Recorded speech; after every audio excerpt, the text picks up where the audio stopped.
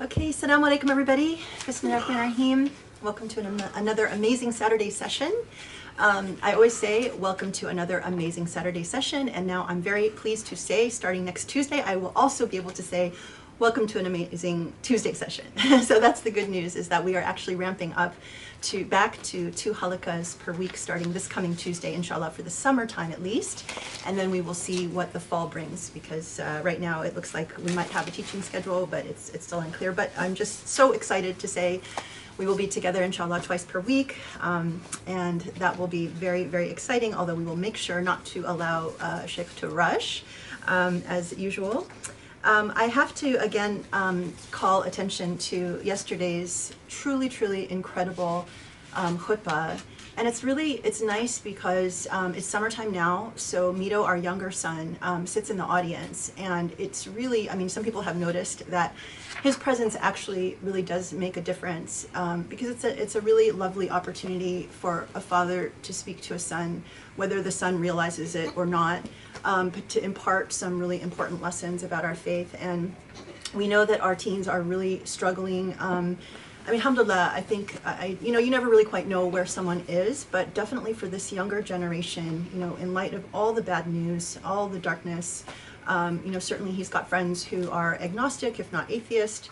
And so a lot of times, this is a really lovely opportunity to talk about even how do you conceptualize the existence of God. And, and Sheikh has such an amazing way of, pointing things out in a very powerful, philosophical, sometimes just very commonsensical way, and say things that when you think about it, you're like, oh my gosh, that is amazing. And yesterday was one of those sessions. It was really, it was deep and philosophical. It talked about space. It talked about, all kinds of things. But the title of the talk, or the khutbah, was The Calculus of a Moral Decision and the Tapestry of Morality. And, it's like one of these ones when you sit and you listen, you can literally listen to it like 10 times and, work through a lot of what the arguments were saying. But, just to try and summarize, which of course I will not do a good job, but the idea that, we already, we have a gift of consciousness, and we already live in a time where there are so many things in our world that we certainly just cannot understand. They're,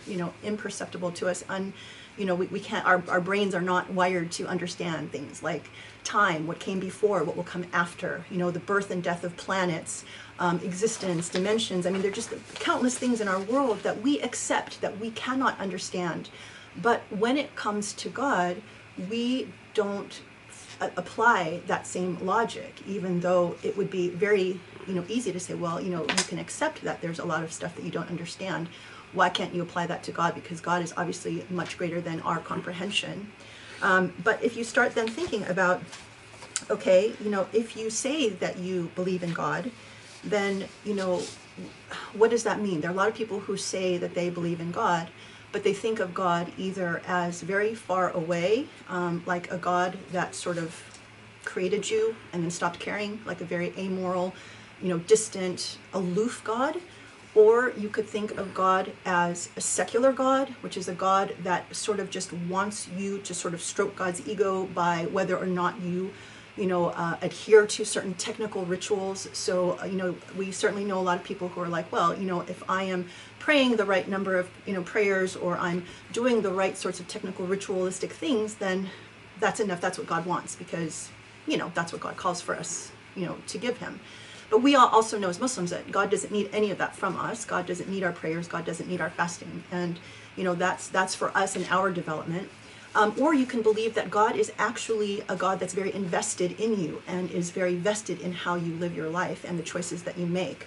And so, the title being A Calculus of a Moral Decision, Sheikh took us through a really, interesting case study of like a man in Egypt, halfway around the world, who made the decision. He's a sheikh. He made the decision to speak out against the injustice of Sisi, and the consequence of that was that he basically, spent the rest of his life in jail, and now he's on the verge of death. He's had a stroke, and so the cost is he spent the last 15-20 years in jail.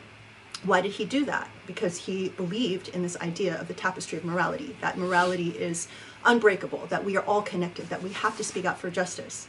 And if you take God out of this equation, if you are a believer and you either think there is, a secular God, or you've evicted God, as Sheikh said, and God is very aloof, then, making a moral calculation about how you live your life then becomes a matter of ego and a matter of preference, not a matter of something that you do for a moral reason. And so, it's like he kind of walks us through the different, scenarios. If you are a believer, if you don't believe in God, if you live in a world where God is just not a part of your life, then you're left making a really difficult moral calculation based on your ego.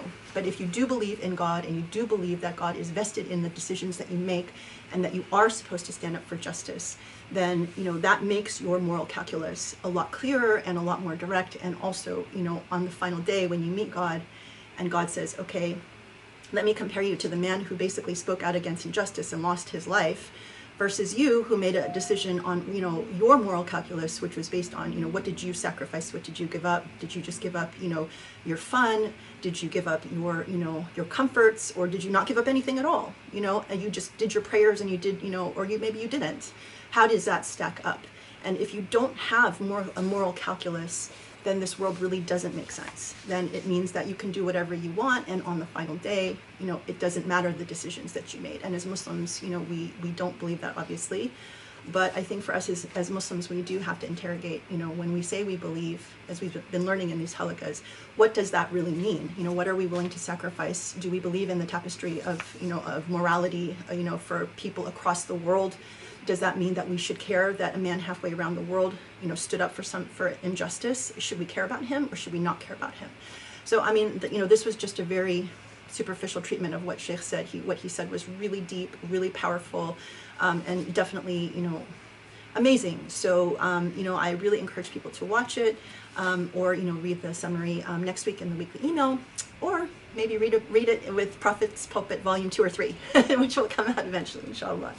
But it was really one of these really powerful khutbahs that just makes you think about, your conception of God, and, what that means for you in your life. And the happy report card we got was that Mito actually did make his way to Sheikh and say he really liked it. So that's always its own happiness.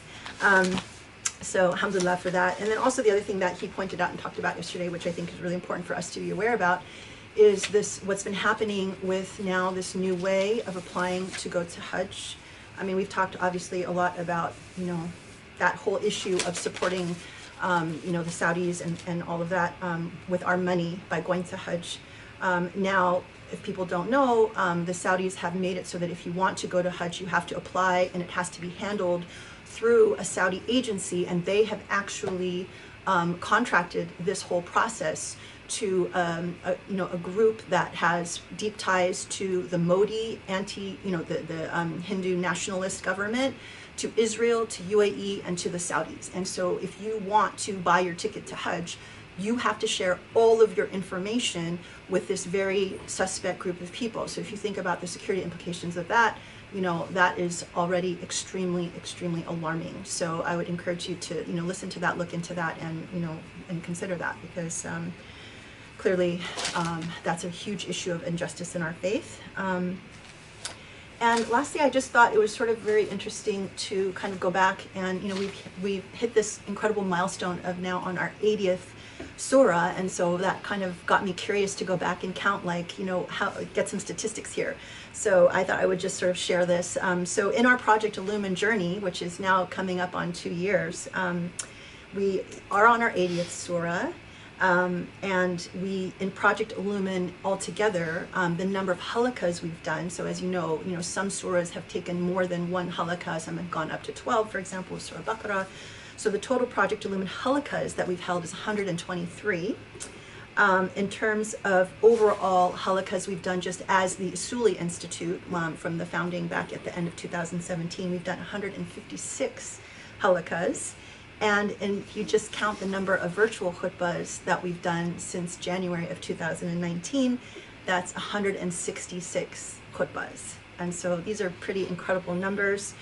We've only published so far 22 in the first edition of Prophet's Pulpit, so we have a very healthy inventory of khutbahs, and that doesn't even count the khutbahs that we did or that Sheikh did before Usuli. So we have a lot of good content to keep Joe busy, and inshallah, hopefully create a lot of good books to come in the future. So the 123 halakas includes today. So alhamdulillah. And then with that, I also want to say that we have 22 surahs that have not been adopted through the Adopt a Surah program, and some of them are the really amazing khutbahs that we've just recently done. So Surah Al-Nur that we're into now has not been adopted. Also recently, as you know, we did Hashr and Munafiqun, but just to give you some, let me read these through. Al-Hajj, which I'm really looking forward to, especially since Sheikh's talking about Hajj, and obviously Hajj now is going to be a very interesting situation. I'm really dying to know what that surah will reveal to us. Al-Furqan, Al-Shu'ara, Al-Ankabut, Al-Sajda, Al-Saba, Fatir, Al-Safat, Ghafir, Fusilat, Al-Shura, Al-Zukhruf, Al-Dukhan, Al-Hujurat, Kaf, Al-Dariyat, Al-Tur, and Al-Hashr, Al-Munafiqun, and Al-Tagabun. So these are incredible surahs to adopt. So please consider that and join us in this incredible effort to publish the entire tafsir, which Joe and his team is working hard on and will be an amazing contribution, inshallah. So with that, thank you for joining us. I'm so excited for another session to continue Surah Al-Nur, and then also remember, we will also see you next Tuesday, inshallah. Bismillah ar-Rahman ar-Rahim. وسبحان الله العلي العظيم والحمد لله رب العالمين والصلاة والسلام على محمد خاتم الرسل والأنبياء أجمعين وعلى آله الميامين وعلى أصحابه المختارين وعلى من اتبعوا بإحسان إلى يوم الدين. اللهم اشرح لي صدري ويسر لي أمري واحلل عقدة من لساني يفقهوا قولي يا رب العالمين.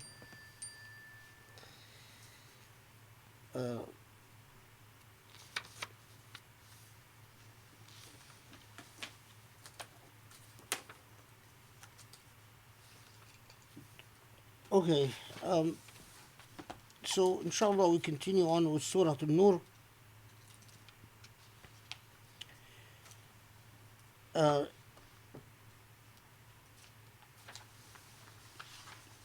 So as we already talked about that,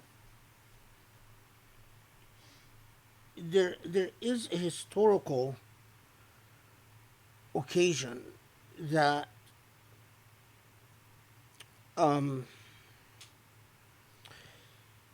that triggers or that becomes the that becomes the locus, the space for revealing Surah An-Nur. But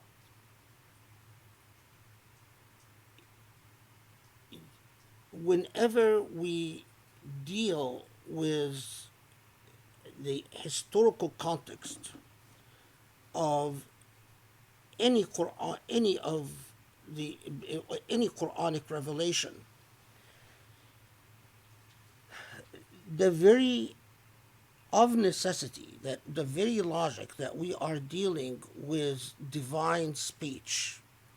I mean, even if it wasn't divine speech, even if it was the speech of some very wise author, always the question is, why does an author choose to speak about a historical occasion?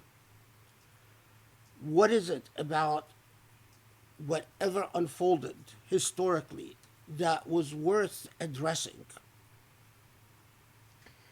And that same methodological question is, of course, far more pressing and far more pertinent when we are dealing with divine speech.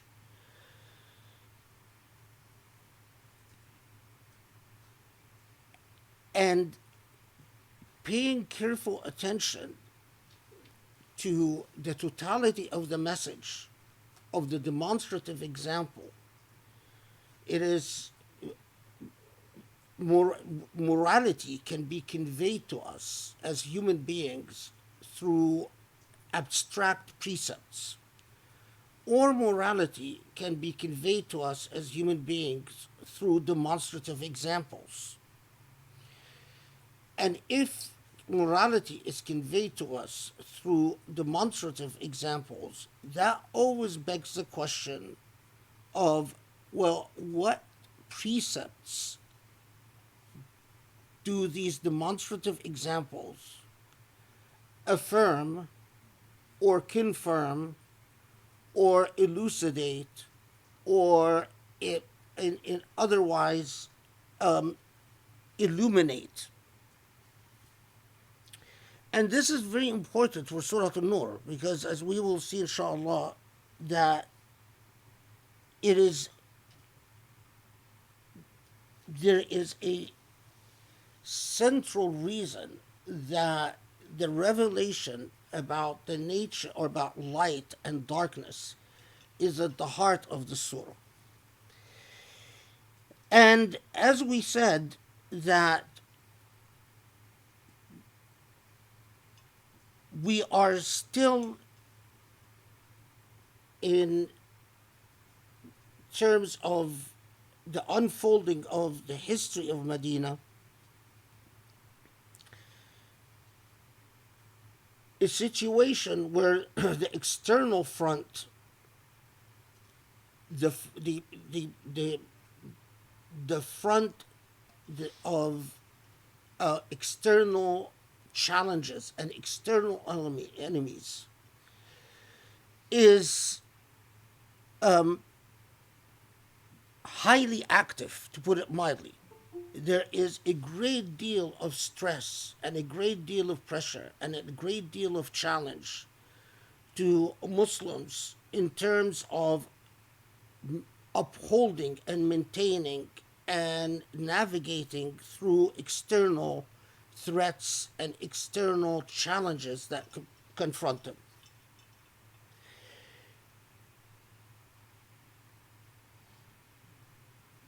But as we will see, inshallah, that core to Surah An-Nur, that your ability to confront your external challenges is only as good as the strength of your internal front. That, and I'm skipping a little bit ahead, but I think it's important for us to systematically go through this without losing any of the parts. That in the same way that there is a dynamic to the delivery of light. Light is a truth in of itself. Light reveals but is not revealed. The nature of light is, how do I put it? The nature of light is inherent and indivisible. And the nature of light is that it reveals, but it itself is not revealed. It allows us to perceive, it allows us to put it differently, to be enlightened. But it's incoherent to speak about the enlightenment of light. Whatever characteristics light has, they're ultimate in and of themselves. But light itself like the luminosity of, as we will come to inshallah, that the luminosity of a thing, a like a pure oil that is luminous by itself without even fire, or the luminosity of fire itself, while darkness doesn't change any of its truth. In other words, it's not corruptible. It is true because it's true, because it is what it is. However,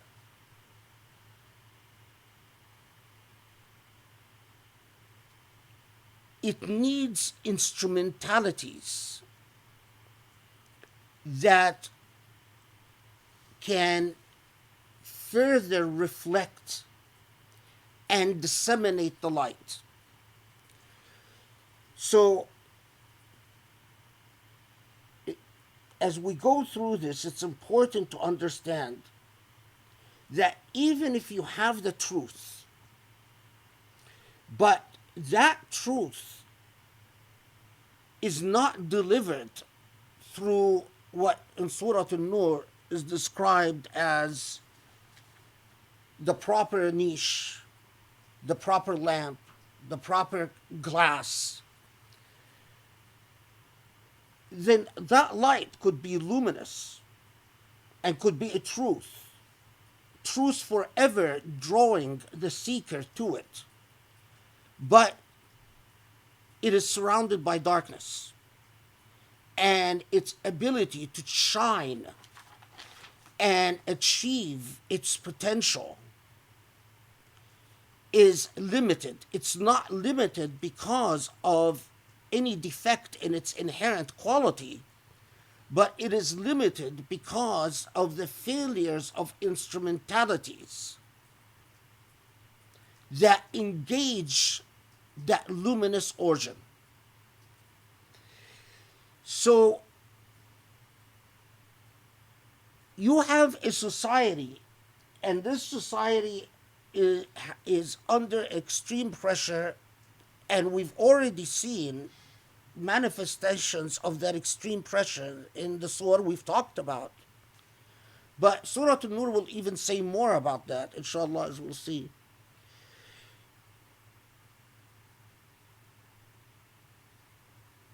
But pressure, the nature of pressure, does something to human beings. Human beings, when challenged, they can be the better versions of themselves and rise to the occasion and meet that challenge by, in the language of Surah An-Nur, by being better reflections of the light. Or feeling challenged, human beings can distract themselves and project their troubles onto one another. So, and this we see this repeatedly throughout human history, right? That societies that have external challenges, they either come together and either work through whatever internal challenges they confront in a way that affirms their solidarity. In other words, brings them closer together. And they meet the external challenge. Or instead, they act like crabs in a barrel. They start snipping at each other and taking out their frustrations upon one another. And especially when you have the types of challenges that are extremely human, the challenges of refugees, challenges of an indigenous population, challenges of poverty, challenges of instability. Uh, you know, all the temptations are there. All the temptations are there for the darkness to convince human beings not to be the type of instrumentality that bears the light and augments the light and reflects the light further. So, and this is brilliantly demonstrated in Hadith al-Ifk. A simple incident after a victory. But this victory in itself presented a moral challenge. Remember that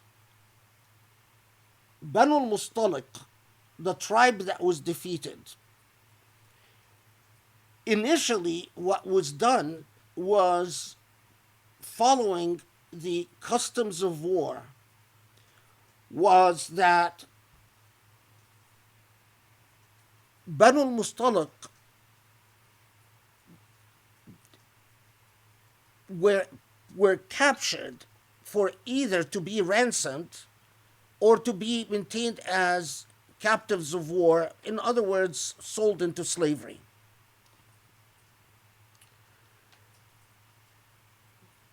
What the moral challenge came when the Prophet married Juwayriyah.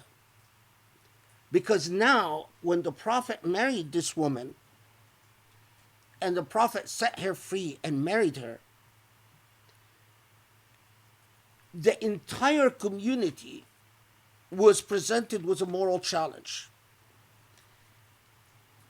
Now, Banu al-Mustaliq, according to the customs of the age, that if you marry into a tribe, then that tribe becomes part of your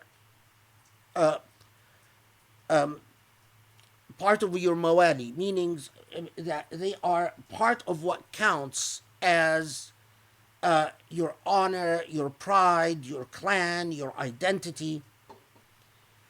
And according to Arab customs, it is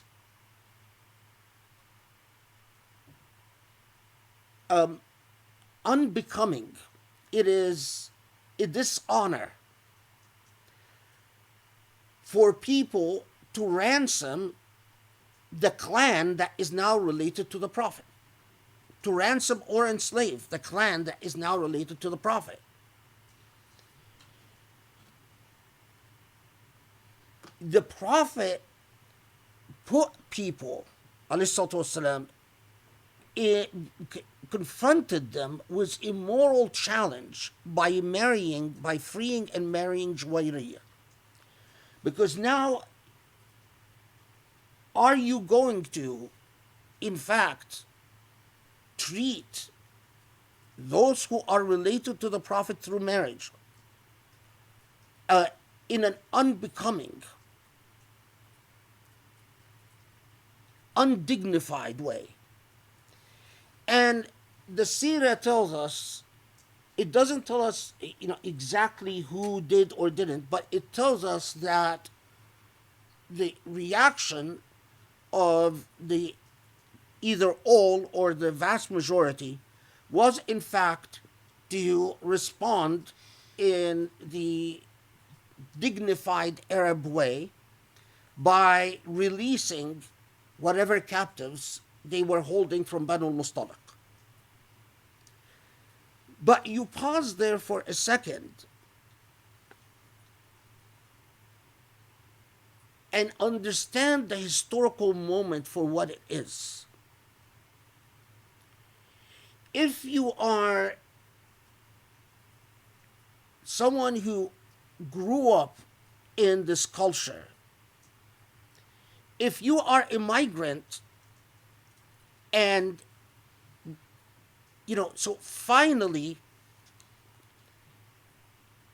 after what happened at Uhud, and with all the poverty and all the economic challenges, now finally you've gained something in your hand.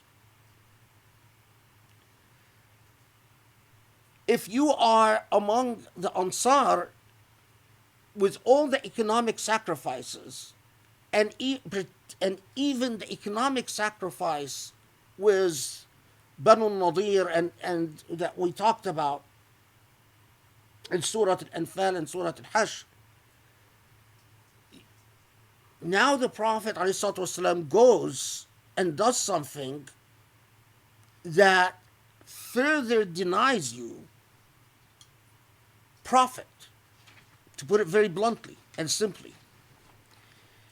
Reading it from our modern eyes, we sit there and say, you just married jewelry, what's the big deal? No, it was a very big deal if you understand the customs of the age, that effectively he put people in a situation that if they didn't reciprocate by doing the right thing according to the standards of the age, it is as if they suppress the light. If they do the beautiful thing, which is release the captives, then they've reflected and augmented the light. So Banu al-Mustaliq was a victory, yes, and there was a gain from it, but that gain was mixed with a sacrifice, and with the knowledge that, well, the marriage and the release of captives would mean that there will be most of Banu Mustaliq, according to the customs and habits, it would be entirely expected that most of Banu Mustaliq would convert to Islam. Now their alliance would shift from Mecca to Medina. And when they see that the heads of their tribes have become Muslim, then, there might be strays here and there, people who refuse to convert and leave Medina and go elsewhere. But you know that the majority, that's what's going to happen. But that's in itself, okay, well, so now you've got Banu Mustaliq who have been released as captives, no ransom money, which is something that is received, but now they convert to Islam, and many of them remain in Medina, further putting pressure, economic pressure on Medina. So in this context, and with the tension about Quraysh, and again, as I said, that we'll come to this issue of what Surah An-Nur itself says about the emotional pressure that Muslims were confronting. And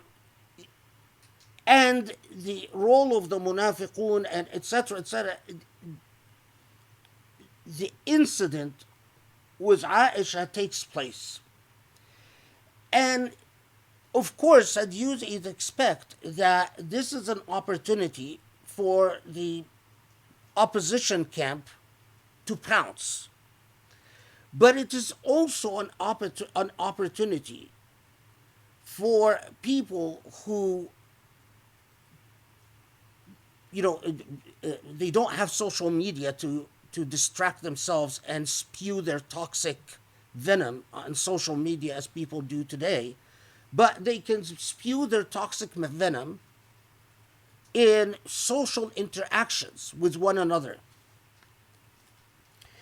And we get little glimpses of that in some of the riwayat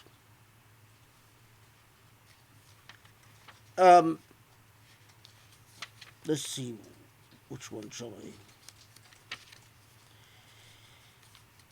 I didn't mention these riwayat last halaqa, but when I thought about it, I thought that it is necessary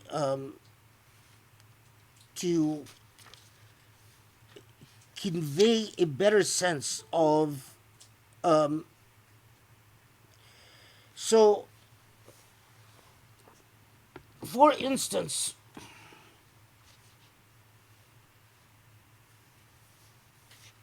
let's see.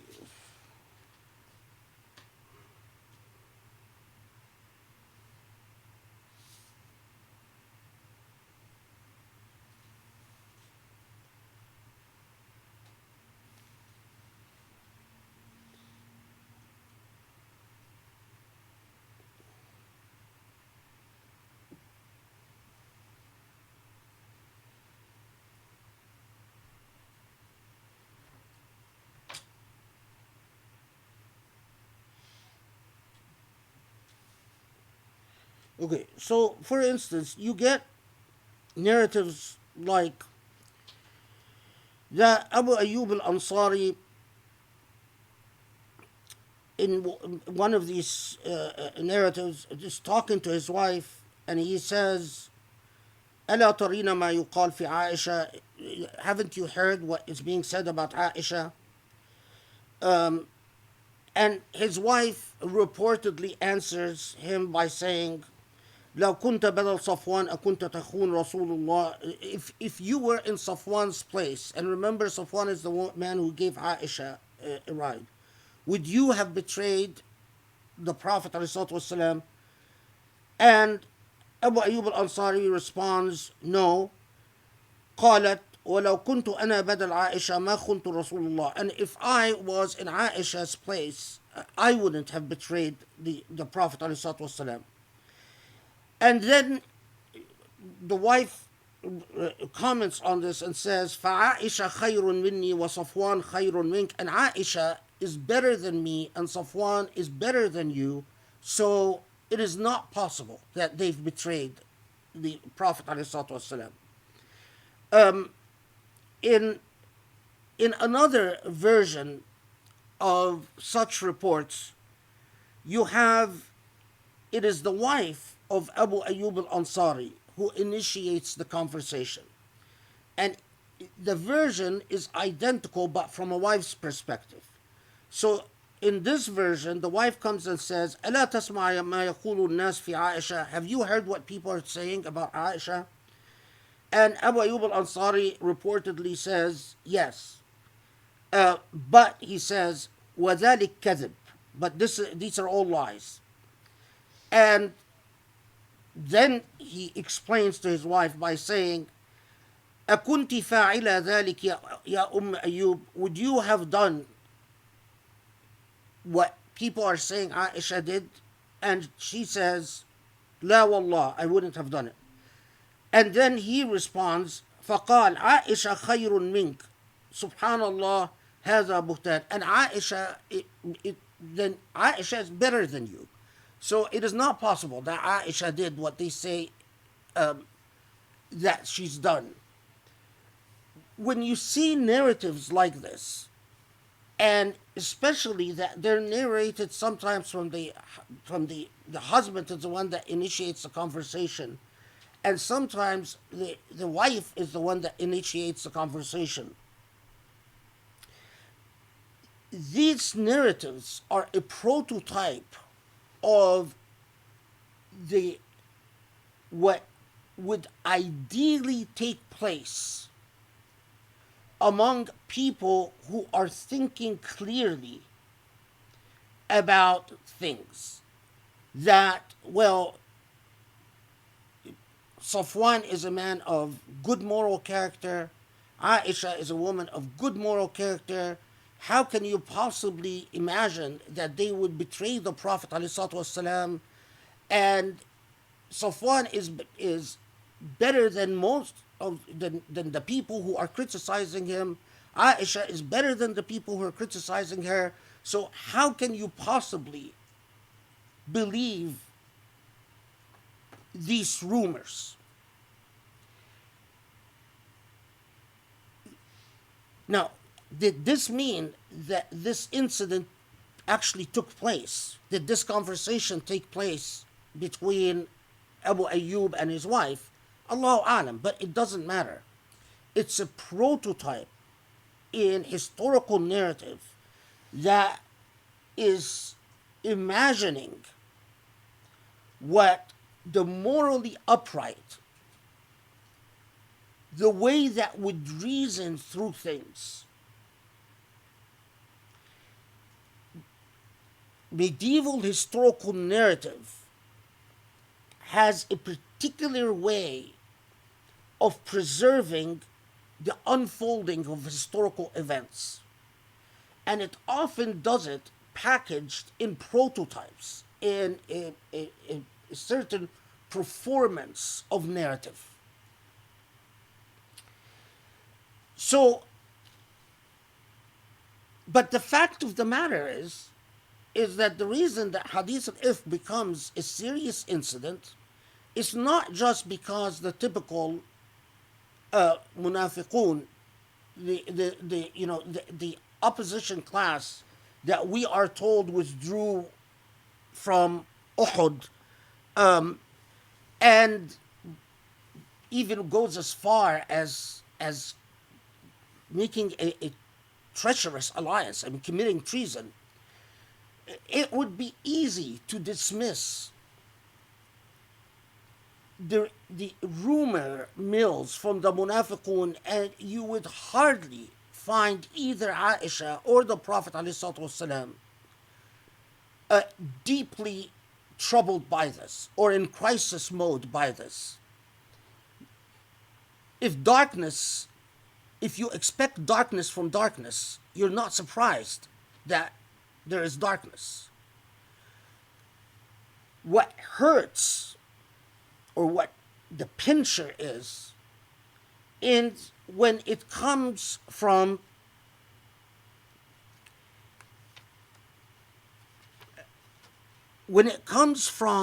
quarters. Of course, I mean, I'm going to talk a little bit more about Hassan ibn Thabit, because I think that, well, anyway, I'll come to it.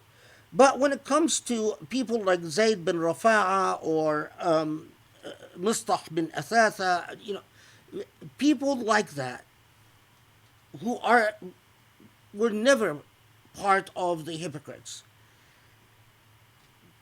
But I think the historical record, it would not have been what it was as an incident and preserved as hadith if it was just the hypocrites and Zayd ibn Rafa'a or Mistah and his wife Mihna.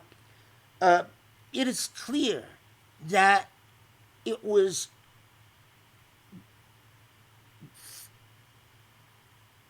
more widespread than that.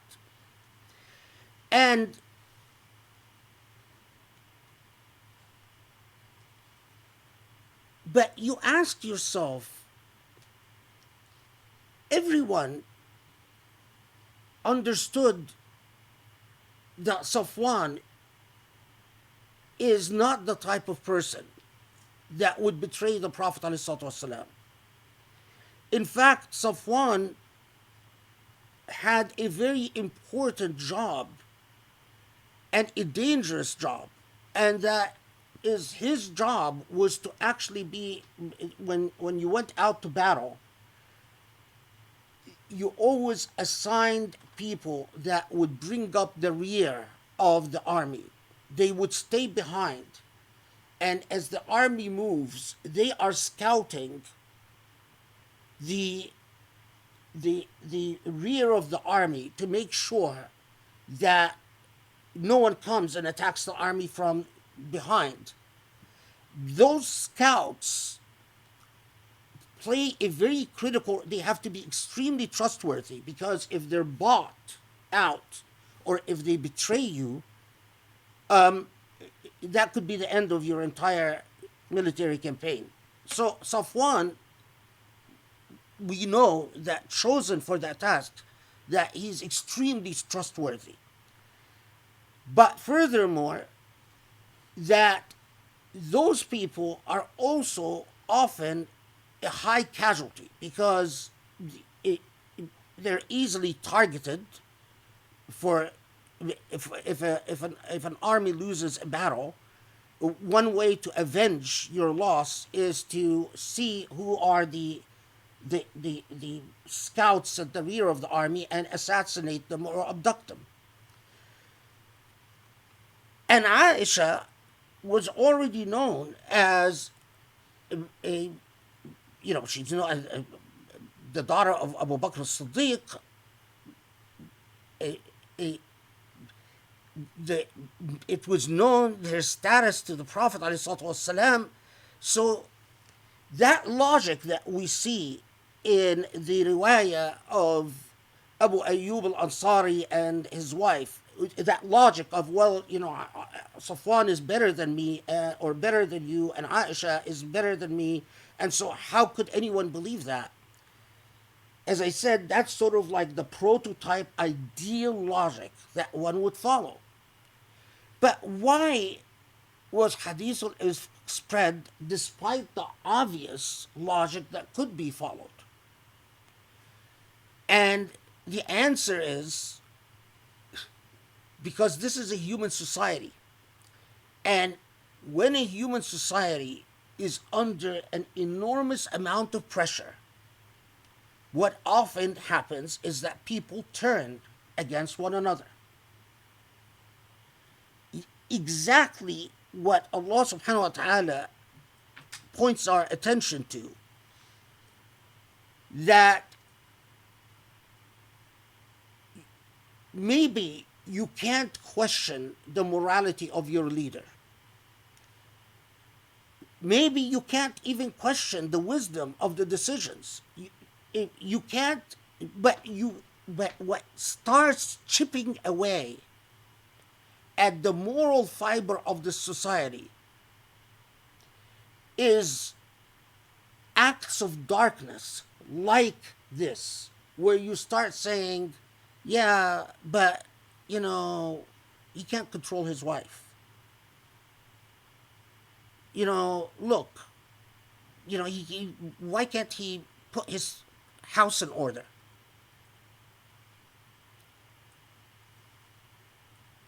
You can thoroughly imagine how that could become the crack from which the entire moral enterprise caves in and falls.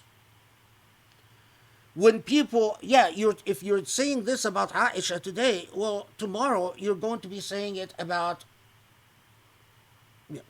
if you're backbiting about the honor of Aisha and Safwan today, well, tomorrow you're going to be criticizing talking about people in disparaging ways once you surrender to the darkness.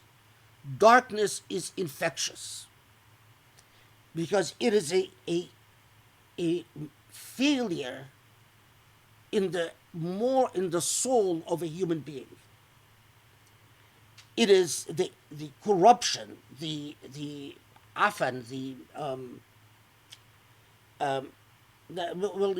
toxicity is easily bruised inside the soul and is easily infectious, especially when human beings are under stress. So, it is remarkable that Surah An-Nur starts out by saying, as a principle, God doesn't tolerate zina. As a principle, if you're talking about al-fahisha, if you're talking about zina, well, God doesn't tolerate it. So this is not about being soft on sexual improprieties. But know that just because you think or you claim that you are the people who were talking about Aisha. They weren't saying we're evil people, let's talk about Aisha. They were saying we're defending the honor of the community. We are standing up for, proper behavior. What is this? As we said last time, going to look for a necklace and then, going to the bathroom and without telling anyone, and then dropping her necklace and not telling anyone, and then, and then someone comes and she takes her, instead of just waiting until the army comes. And of course, you can imagine when someone says, oh, would you have done this? These, again, prototype anecdotal narratives. Would you have done this? Meaning what? Because there were people at the time who were saying, women who were saying, if I was in Aisha's place, I would have never accepted a ride with a man. I would have waited until the army discovers that I'm not there and come. And a proper moral woman, if the risk is that she be killed, abducted in the desert and killed, so be it, but not take a ride with a foreign man. That holier, that type of, why is it significant? Because Allah knows that the claim of, well, this discourse, this backbiting is necessary for us to be vigilant against promiscuity and vigilant against loose behavior and vigilant. And it's as if Allah is saying, yes, you're right. Zina is horrible. Zina deserves 100 lashes. But, and the but is very important, in the same way that the luminous can only be further illuminated by the proper tools, morality can only be served through the proper mechanisms. And the proper mechanisms in this case is bring 4 witnesses. If you don't have 4 witnesses, then you shut up. It doesn't mean, and the lesson here is people just pass, because as a lawyer, as a legal scholar, it blows my mind because I know how long it takes legal sociology to come to the point of saying the process is often as important, if not more important, than the principle. And yet the Quran presents it to us in such a seamless fashion. If you're not paying attention, you miss it. Or if you're not sufficiently educated in the epistemology of your age, you miss it. But that's why it starts by the law against zina. Okay, 100 lashes. But it is, and you'll see then when Allah then talks about those who love for fahisha to spread. When Allah says this, if I'll jump ahead a little bit. Look, I would say,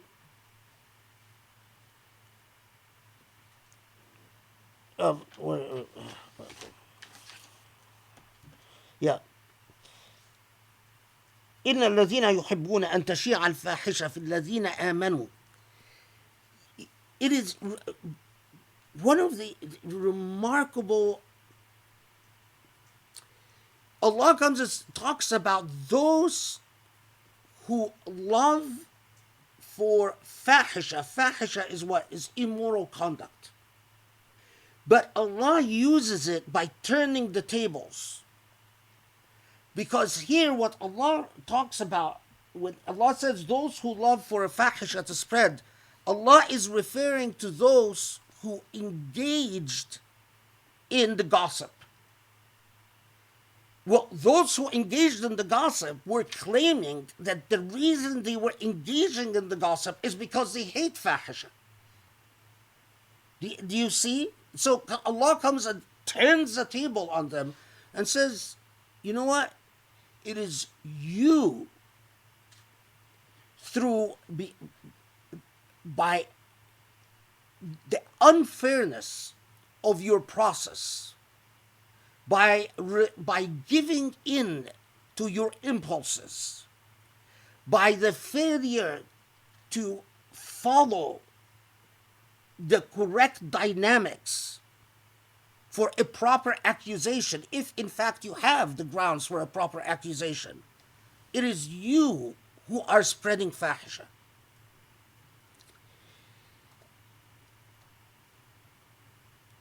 Now, I talked about this last halaqah, but I didn't talk about it in the context of somewhat of a prototype. And that is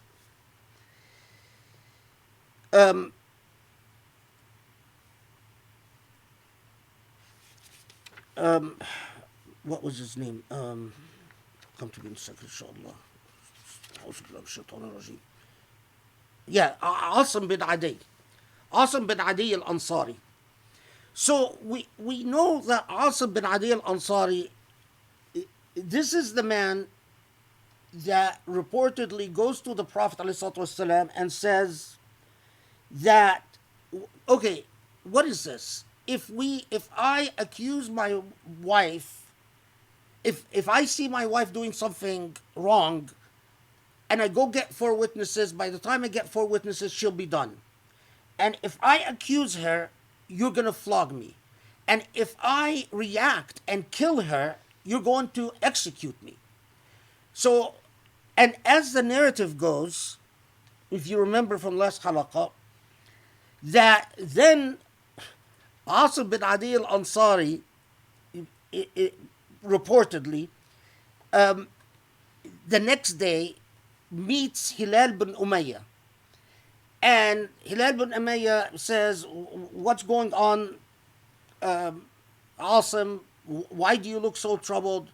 And he says, Allah has tested me in, I was just asking the Prophet ﷺ about what if I find a man with my wife. Well, guess what?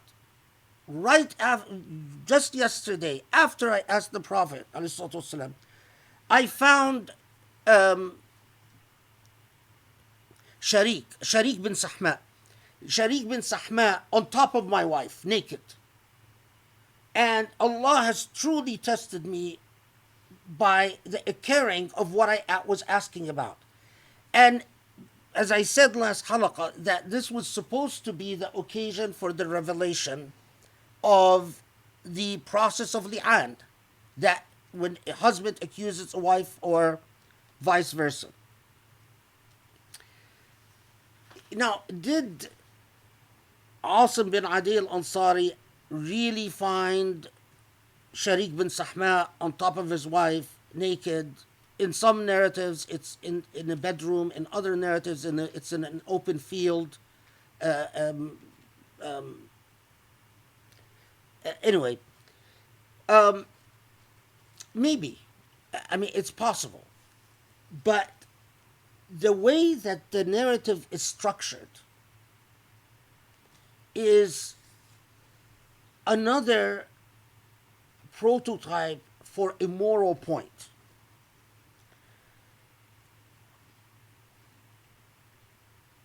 What is fascinating about this narrative is that it explicitly says that the presents the predicament.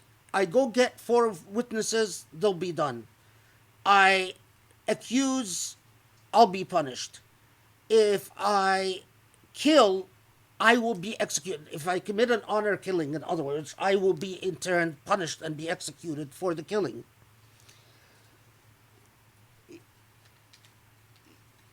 The narrative itself underscores the critical importance of process, even if the moral cause, what's more than finding your spouse cheating on you, catching your spouse cheating on you? But even then, the way that the many different versions to this narrative is basically to underscore the point that in the same way that you need 4 witnesses for zina, just because you're married and just because you even catch your spouse in the act, there is still a process that you go through. It's still, if you go around talking about how my wife cheats on me and you don't comply with the process, you are among those who تحبون who wants al-fahisha, wants immorality to spread. This is a remarkable part about Surah An-Nur, is that it comes in and it starts out by a moral condemnation and a penalty for zina, but then takes you from there and say, but if you don't have the proper process, then the inability to comply by the process is in itself an immoral act. It's like dissecting the nature of darkness, not the nature of light, but the nature of darkness itself. That how people can claim that they want to do the right thing, or that they're defending what is morally upright, but if you don't do it in a moral way, then in fact what you've done is you've helped darkness. You haven't helped light. And we have, why at this point? Well, the moral quality of this ummah is what will enable it to withstand and wither the external challenges. It is as if Allah is saying,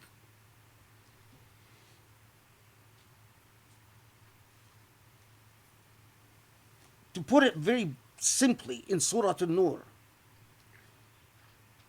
knowing how to honor modesty in your society, knowing how to honor privacy in your society.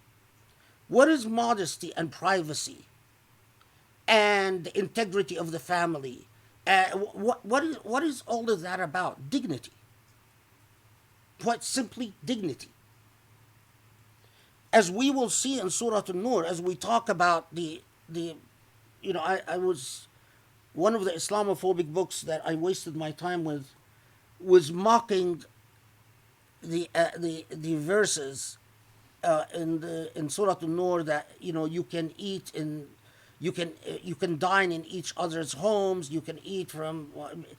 Of course, it's because they ignore or they don't understand the moral point behind this discourse in Surah An-Nur, as we will see. Privacy and dignity of families, the dignity of individuals, and dignity and honor in society as a whole.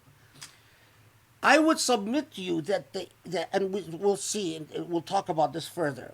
I'm skipping ahead because I think it helps to know where I'm going with this. That the challenge that Allah presents us in Surah An-Nur, the challenge is nothing less than how this message from God is light. But it is not, the fact that you have that light in your midst is not sufficient. How are you going to translate that light into something that forces the darkness to retreat in your lived contingencies, in your lived context? And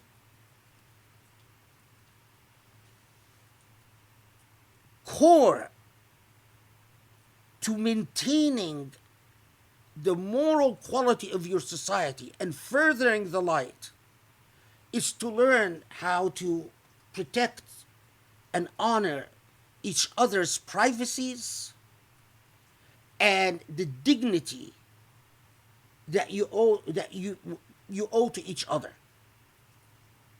Because when I don't talk about your wife or your sister or your mother, what is that about? It is about her dignity and your dignity and the dignity of your family. And when I honor the dignity of your family, the expectation is that you will reciprocate in kind by honoring the dignity of my family. If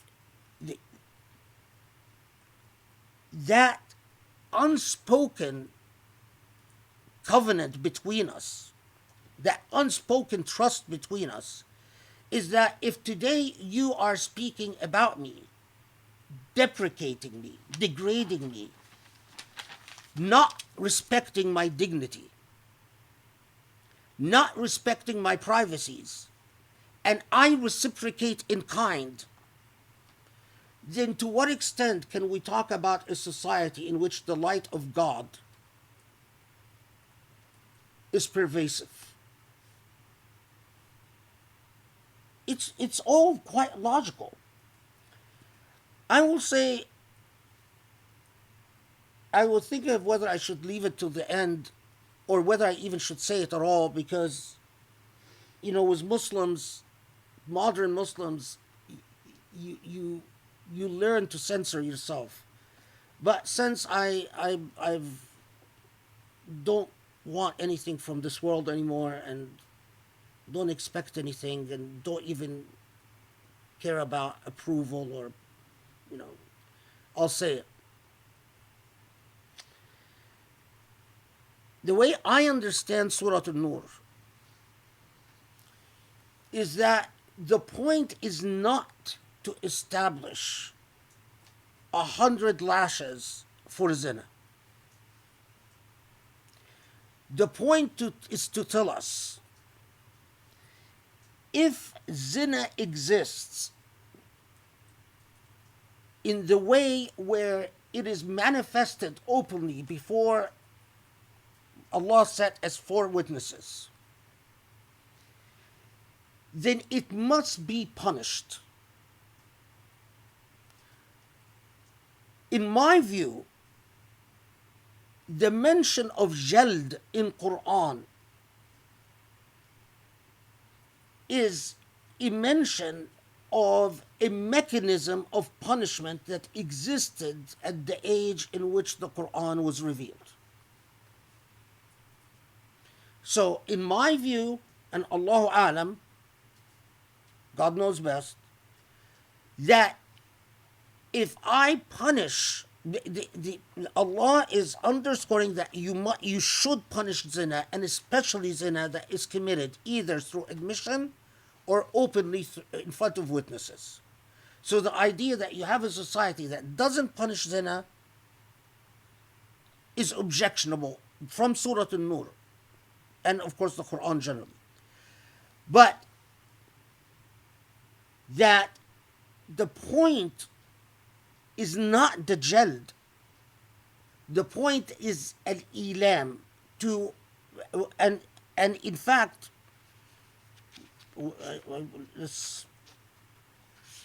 did I write it? Hold on.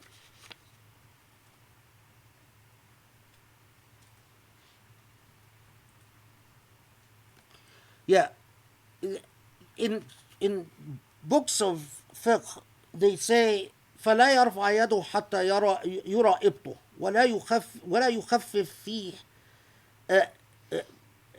فيه جدا بل يتوسط بحيث يؤلمه ولا يضره. So what they're saying is that if when you're flogging, that you shouldn't raise your hand so that your armpit is seen, meaning that you shouldn't strike very hard. You strike in a way so that the key here is al-ilam wa laysa ad-darar, that you hurt but you don't harm. Hurt and not harm is the point. That the punishment. So if we have, I mean, and this is again, I'm just speculating. If we have some day where they, invent a shot that you inject someone with a shot that causes pain equal to 100 lashes, but it's not 100 lashes, but it causes pain equal to 100 lashes, and it has the qualities of shaming as well, because Allah says that there should be witnesses. So the shaming is a part of the punishment. Why not?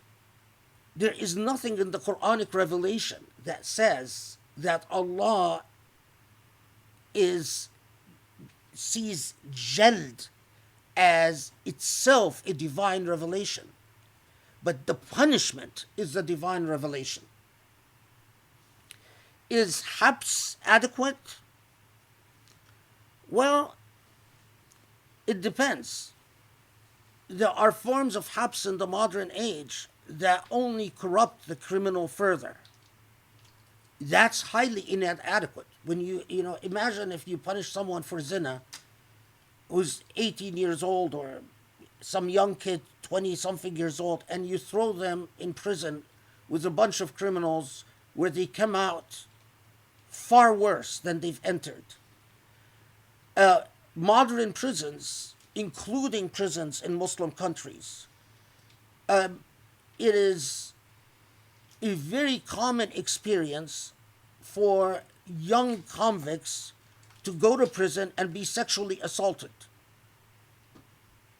That is, and to pretend, as human rights advocates in the modern age do, to pretend that, we're so offended by 100 lashes, but we don't have a problem with sending people to prison where they get raped, is hypocrisy and repulsive.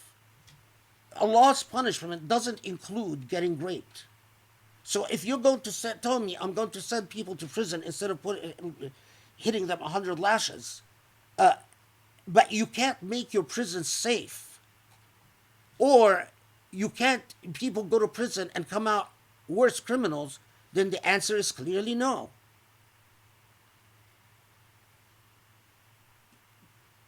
I wish Muslims would think in terms of the moral quality of the act, not the simple physical performance of the act.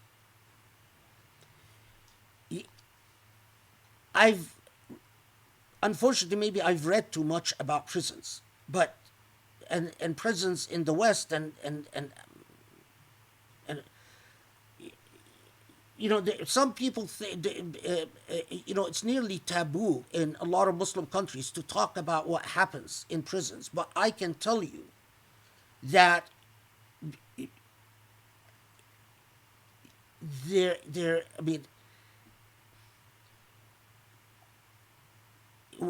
in prisons, in some prisons in Egypt, for instance, I would rather receive 1,000 lashes than spend a year in one of these prisons. Because what is taken away from you is all semblance of human dignity or humanity. Anyway, enough said.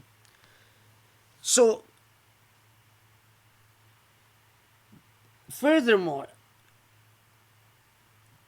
I think, I mean, there's in Islamic jurisprudence, there's a big debate. Well, four witnesses, what does that mean? I think that shiyu' zina, so for, in my, Allahu Alam, this is my opinion, and Allah knows best. But some, I wish it was not true, but I've encountered this through the human trafficking field, and then discovered that there are in Muslim countries, including countries like Egypt and Morocco and Tunisia and Algeria and Bangladesh and Malaysia, and there are there are people who perform, who fornicate on screen for the world to see. Pornographic sites, in other words. The fact that this type of behavior can go without punishment, and as some Azhari shuyukh say, well, no, it must be witnessed directly, not on film or not on camera, is nonsense, in my opinion. I mean, the whole point is Allah underscoring that fornication and adultery can never become normalized behavior. That it shouldn't be normalized behavior. But it is, you don't punish it through rumors and innuendos or even circumstantial evidence. What you are punishing is the type of in-your-face, open act of sexual defiance in Muslim societies. Of course, I'm not talking about, non-Muslim societies, because these laws only apply, or supposed to apply, to Muslim societies.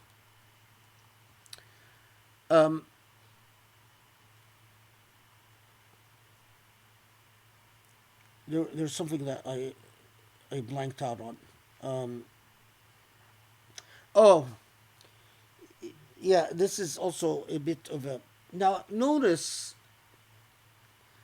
we have so many reports that at the time that Surah An-Nur is revealed, you remember last halaqah I talked to you about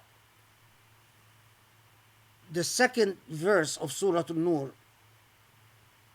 and the narratives about how there were women who were basically professional prostitutes, and how some of the migrants thought that they would marry these women so that they can help them financially, basically support, so that because wanting to come out of poverty, that they would marry, and that the opinion of some, that the reason for the second ayah is to say that no, you shouldn't marry these women. But notice, and this is not just from Surah An-Nur, but from an honest reading of the seerah, what strikes you is the existence of places of ill repute well into Khilafat Umar ibn al-Khattab.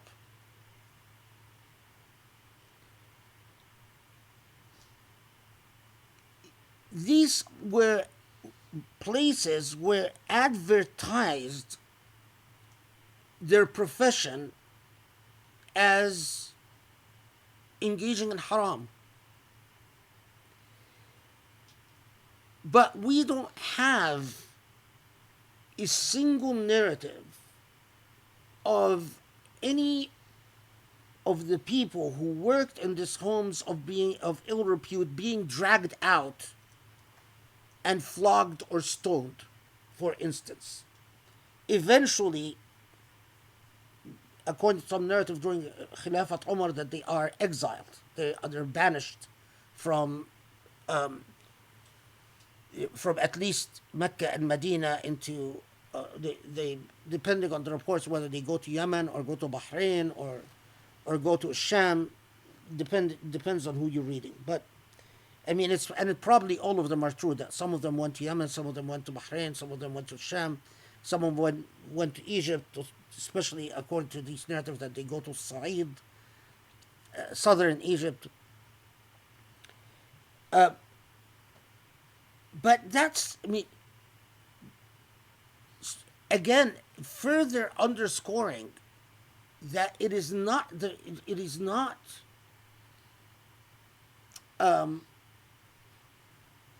that's punishment is not carried out by rumors and innuendos or hearsay evidence, or that when the Quran said 4 witnesses, it meant 4 witnesses.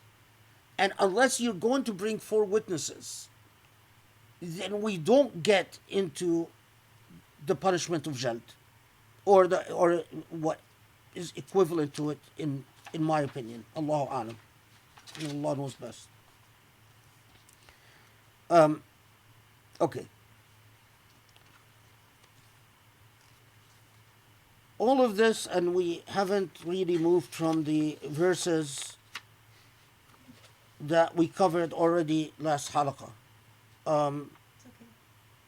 If you guys attended last halaqah, you'd know that all of this is in the realm of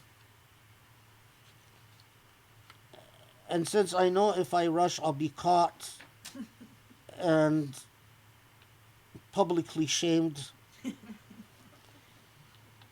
for daring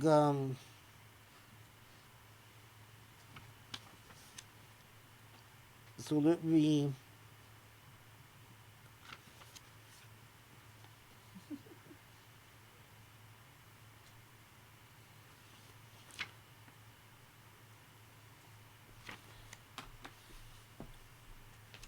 yeah, I think I mentioned this but in case I did, I think I mentioned, I can't remember, that Zohari and Sa'id ibn al-Musayyab and among the very early jurists, and Ibn Abi Layla, they all held a position that didn't survive in Islamic jurisprudence, that if you slander, whether you slander a Muslim or non-Muslim, it doesn't matter, that even if you slander a non-Muslim, even a kafir, that you would still get punished, because according to them, a kafir can be a muhassan. That school of thought didn't survive in Islamic jurisprudence, and there are many doctrines in Islamic jurisprudence that ultimately don't survive post Imam al-Shafi'i and Imam Ahmad ibn Hanbal, who of course had an impact on the trajectory of Islamic jurisprudence in certain ways.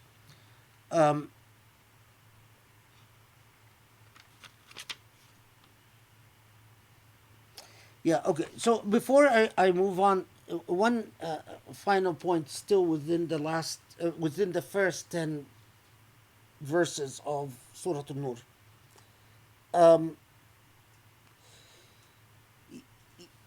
I said that there are reports that after the revelation of Surah An-Nur, that the Prophet ﷺ punishes with 80 lashes Mistah, Hassan ibn Thabit, and Mistah's wife Himna. And then there are reports that no, those who were punished were Mistah and his wife Himna, but not Hassan ibn Thabit. And there are reports that he didn't punish any of them, that no one was flogged. Um, what I find troubling is so many sources say, the sources that say that in fact there were people who were flogged, that Abdullah ibn Ubay and his camp were not punished. And typically they tell you that the reason Abdullah ibn Ubay was not punished and his camp was not punished, although remember, Abdullah ibn Ubay and his camp were ostensibly Muslims. They said they were Muslims. They insisted they were Muslims. Is they tell you ta'lif liqulubihim, that basically for political reasons. Because if the Prophet ﷺ would have flogged Abdullah ibn Ubay, that would have led to political ramifications. And unfortunately, because of Ahlul Hadith throwing around these reports, later on, we find in the field of siyasa shar'iyya, despite what we know about the Prophet's meticulous insistence on standards of justice, and that if a member of his family would commit a crime, he would punish the member of his family, that later on, later centuries, in siyasa shar'iyya, the opinion develops that if the Imam sees that it is in the best interest of the Ummah not to punish the influential people, the Imam may refrain from doing so. So, by that logic, we end up defeating the entire moral edifice of justice. The Imam may punish those who are powerless because there are no political consequences to punishing them, but may exempt the politically powerful from punishment relying on the precedent of Abdullah ibn Ubay and supposedly the failure of the Prophet ﷺ to punish him. And they tell you, well, because the siyasa shar'iyya, this is an example of how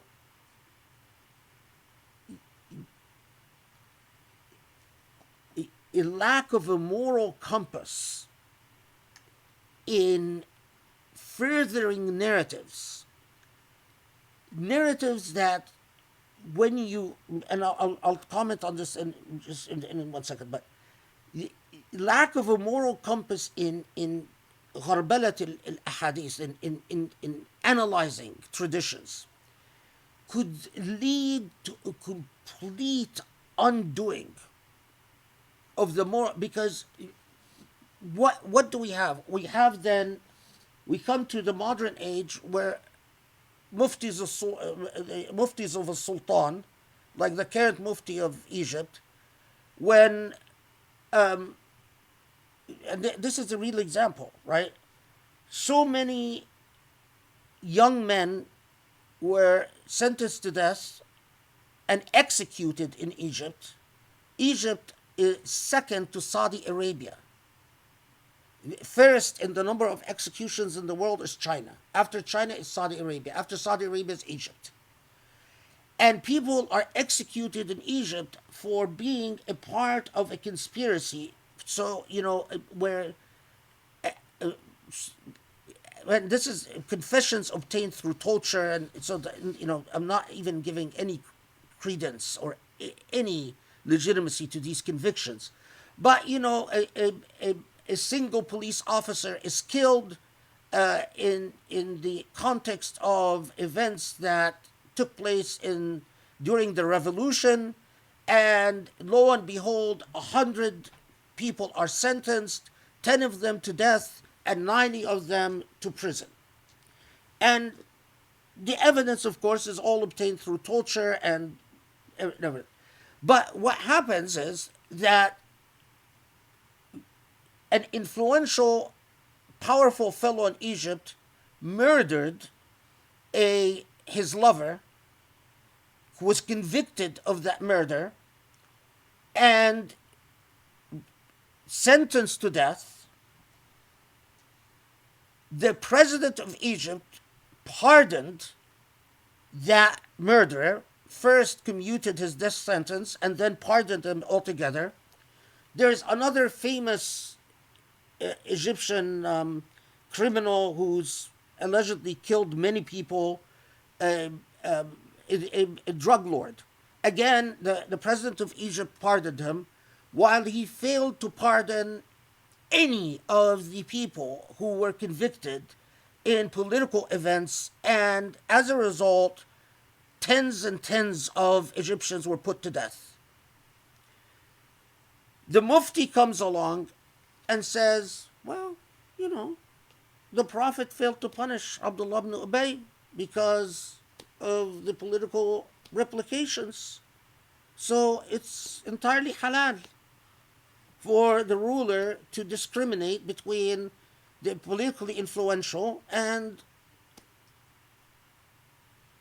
I just don't have enough contempt to articulate to this type of opportunistic, immoral.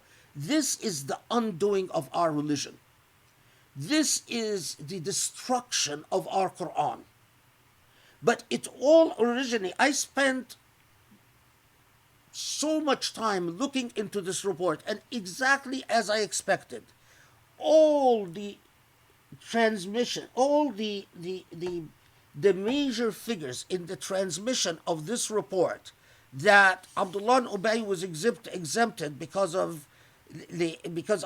Prophet ﷺ didn't want to alienate the powerful, are nawasib.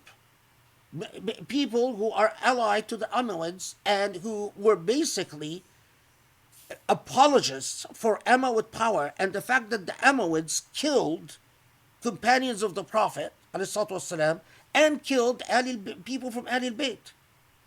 And so they wanted to say, well, things like that happen in politics. It's okay. Politics requires that.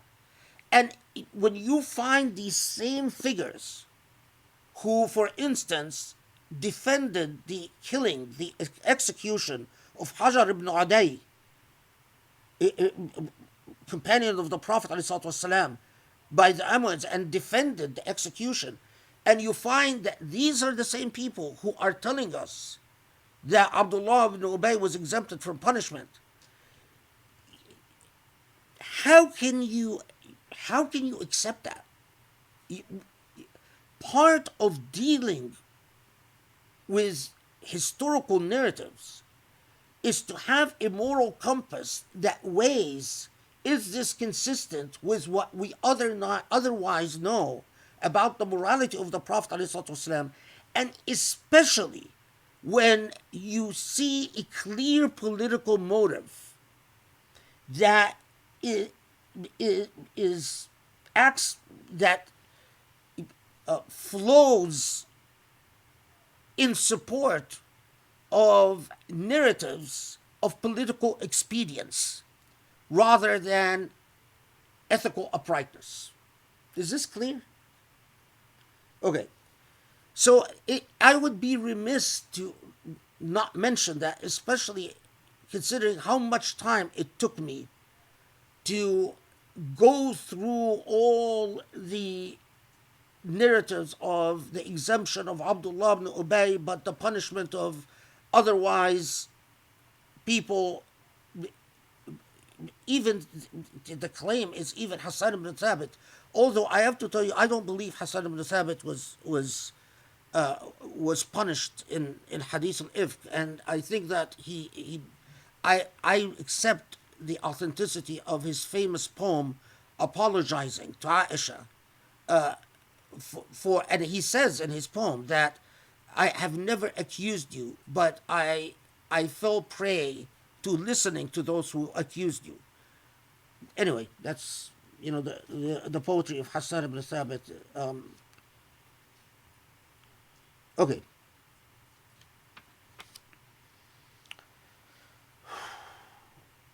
Um,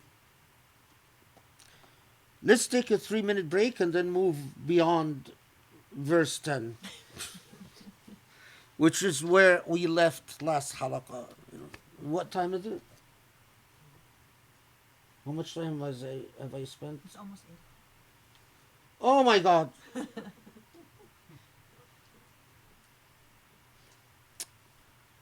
Okay, I want to move on, but don't rush. I keep I keep hearing Grace's voice in my ear. Don't rush. Don't rush. Good. Okay, 3 minutes break. Bismillah ar-Rahman ar-Rahim.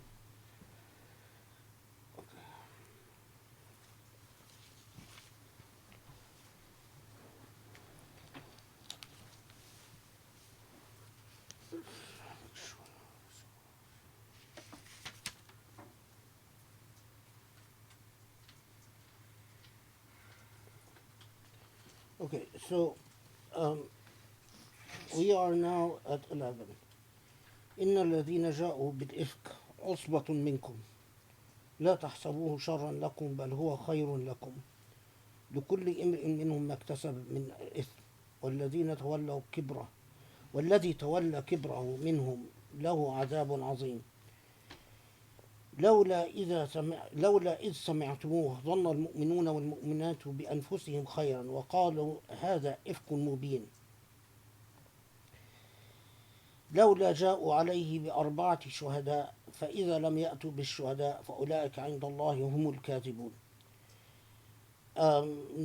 We can also include 14. So this is from 11 to 14. ولولا فضل الله عليكم ورحمته في الدنيا والآخرة لمسكم فيما أفضتم فيه عذاب عظيم.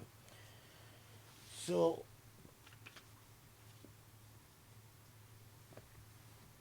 there are, this is Muhammad Asad's translation.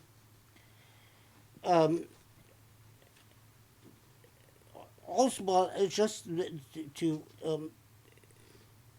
he translates it as verily numerous among you who are those who would falsely accuse others of unchastity. But you who are thus wrong, deem it not a bad thing for you, nay, it is good for you. Usba is a number of people. I mean, how many people? Some, said 40, at least 40 people would be Usba. Some said at least 20 people. But what's important here is that we note that Allah subhanahu wa ta'ala is telling us that those who engaged in this behavior were not singular individuals. So the narratives that tell us that it was 3 people, a man and his wife and Hassan ibn Thabit, that's not defensible. It was clear that from not just the Quran, but from counter narratives, and that is why I don't believe that, part of the reason that I don't believe the reports that the Prophet ﷺ flogged anyone for hadith al-ifk, because we know that it was a sizable number of people. Whether, as Muhammad Asad says, that they were numerous among you, I don't know if Usba can be translated as numerous. Usba can be translated as a significant number, of you have engaged in this behavior. And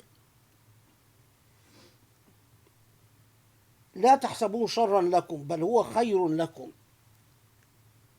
It is exactly the point I was making about how an experiential point can be used for moral elucidation. Yes, it was painful for Aisha, for one. Yes, it was painful for Abu Bakr and Aisha's mother. Yes, it was painful for the Prophet ﷺ. Yes, it revealed, to put it mildly, an unfortunate side to what human beings are capable of doing, even with the presence. So you can imagine if it wasn't the presence of the Prophet ﷺ amongst them. But this is precisely the way that Allah alerts us that learn from this. This is not just an incident about Aisha or about the Prophet or even about the people who lived at the time or this particular society, but it is a much larger point. And of course, the subtlety that you always find in the Quran, لكل امرئ منهم ما اكتسب من الإثم. When all is said and done, accountability is individual.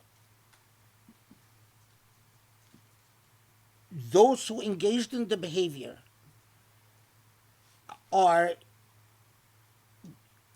find that they will not going to be able to cite the misbehavior of others as an excuse for their own misbehavior. And this remark, verse 12, would say, the translation, why do you not, this is Muhammad S. again, why do not the believing men and women, whenever such a rumor is heard, think the best of one another and say, this is an obvious falsehood? لولا إذ سمعتموه ظن المؤمنون والمؤمنات بأنفسهم خيرا وقالوا هذا إفك مبين. The language here is beautifully subtle and eloquent. It's like saying, if only it's what you should have done, what would have been becoming of you, what would have been the morally upright behavior, is that, and the expression here is remarkable, that you would have thought well of yourselves, not thought well of each other, but it is as if, which the Quran constantly emphasizes, that you either rise morally together or you sink morally together. That you have a choice. You can think the worst of yourselves. You can think of yourselves as capable of being the worst you are or being the best you are. And it's precisely like the prototypes ahadith that I mentioned earlier, where you say, well, Aisha is better than me, or Safwan is better than you, and so, if we wouldn't have done it, then they wouldn't have done it.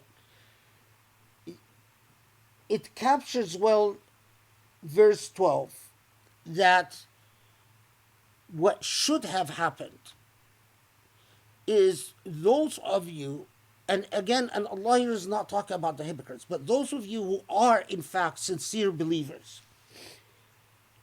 that said, we can give way to our imagination.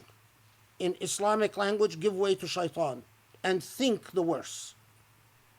But we make the choice not to think the worst and not to give in to that impulse. And notice 13 now. Again, Muhammad Asad why do they not demand of the accusers that they produce 4 witnesses to prove their allegation?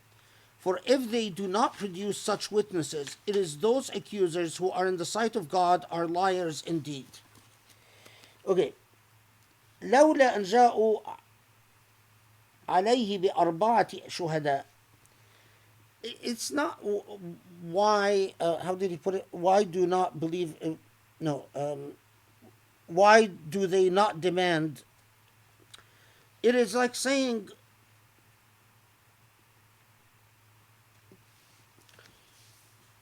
okay, Allah could have said that bring 4 witnesses, or keep silent.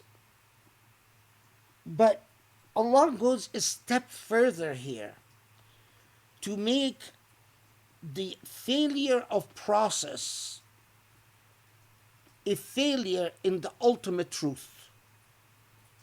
And this is a point that, again, we should not simply overlook. What Allah is saying is, either you bring 4 witnesses, or, as far as Allah is concerned, you are lying. Well, you pause at this and you think, well, what if I bring 3 witnesses? But Allah is saying, bring 4 witnesses, or as far as Allah is concerned, you're lying. And again, I could be the only witness, and Allah knows that I'm saying the truth. But Allah here is saying, bring 4 witnesses, or as far as Allah is concerned, you're lying. And you pause and you say, why this very interesting construction?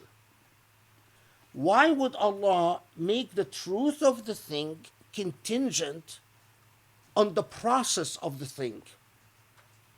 Why would the failure of evidence then, basically Allah says, regardless of whether you're telling the truth or not, I will count this as a lie.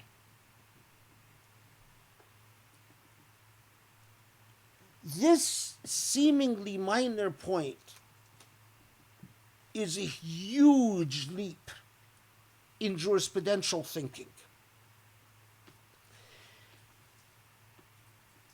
One of the issues in legal history and cultures of law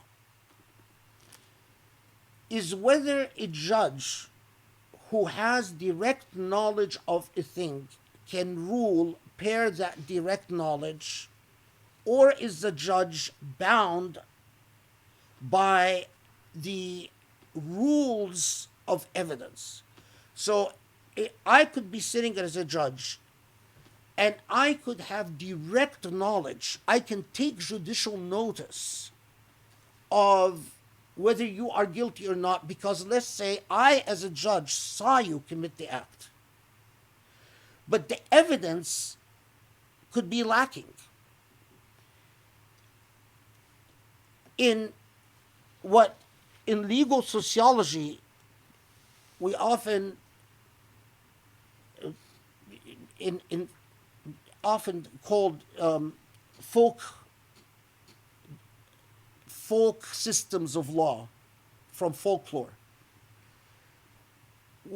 is that the rules of evidence are not codified and not set in stone, and therefore negotiable. And it takes legal sociology and legal history quite a while to get to the point where you say you don't have justice unless the rules are the same for everyone. So even if the judge has direct knowledge, a judge may not rely on direct judicial knowledge, but must rely on the rules of the process for adjudication. it is remarkable that you find it in the Quran, and because of that, Islamic law, centuries before it became a common feature in legal systems and rule of law systems, in Islamic law, Muslim jurists were, because of the Quran, had from the very beginning, early centuries of Islamic law, said that a judge may not rule based on judicial knowledge, that a judge is bound by the rule of evidence. That civilizational leap came from the Quran. And that Allah, I mean, if Allah's self, God's self, is saying, I will consider whether you are saying the truth or not, depending on whether you comply with the rules of evidence or not, then a priori, it applies all the much more so to human beings.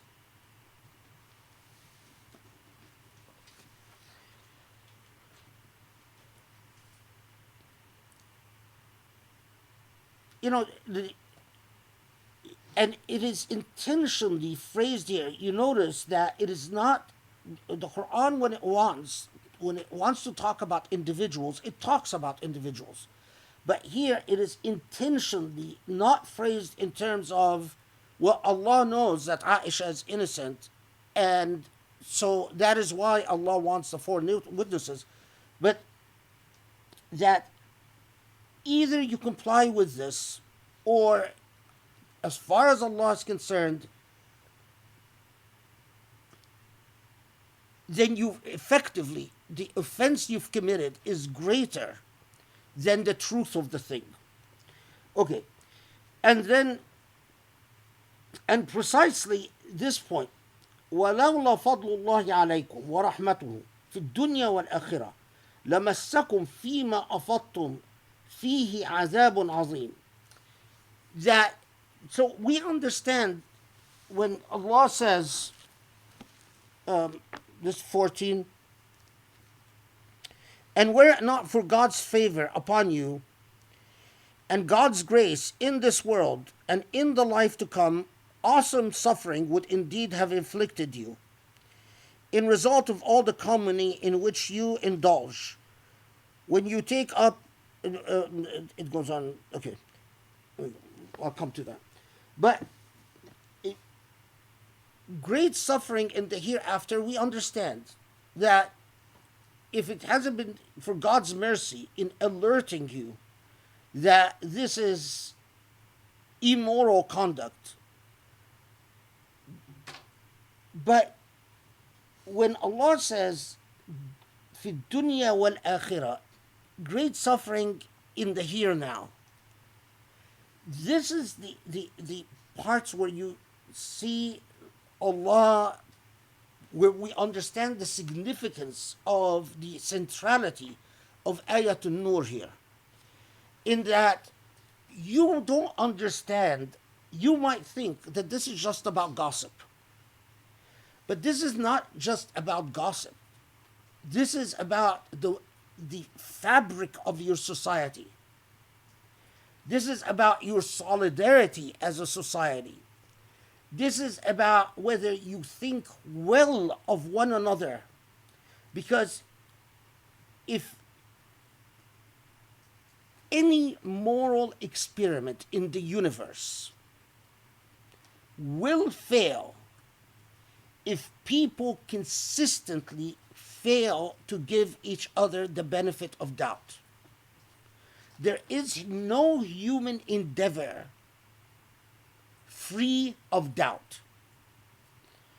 If I go to a doctor, I wasn't there when this doctor went to medical school. I wasn't there when this doctor did their residency. I wasn't there when this doctor deals with their colleagues or what.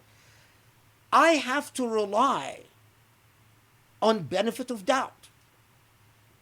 It is that reliance that enables me to go to a doctor, listen to what the doctor says, and then go home, and then in fact spend considerable amount of money based on whatever the diagnosis and the treatment that the doctor said.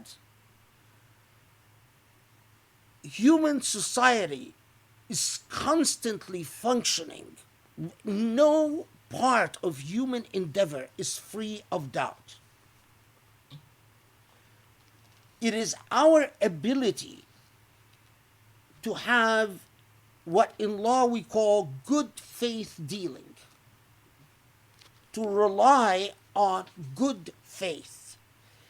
If you can't rely on good faith, there will be an utter collapse. That is why a human being, listen to this carefully, a human being who, for whatever reasons, sometimes a human being thinks, they're smarter than everyone, or they're the ultimate skeptic, or they have inferiority complexes or whatever. But a human being who is incapable of trusting or thinking well of others or giving the benefit of doubt is a failed moral project.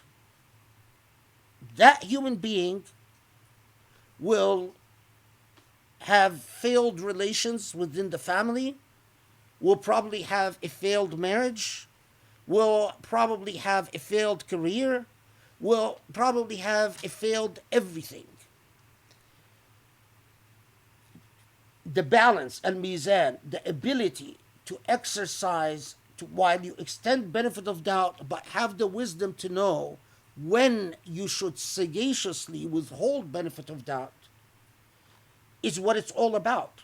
That's all the intelligent moral philosophizing is often exactly about that.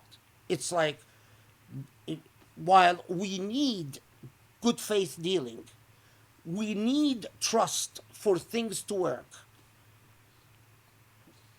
What would the intelligent human being, when is it appropriate to withhold that trust?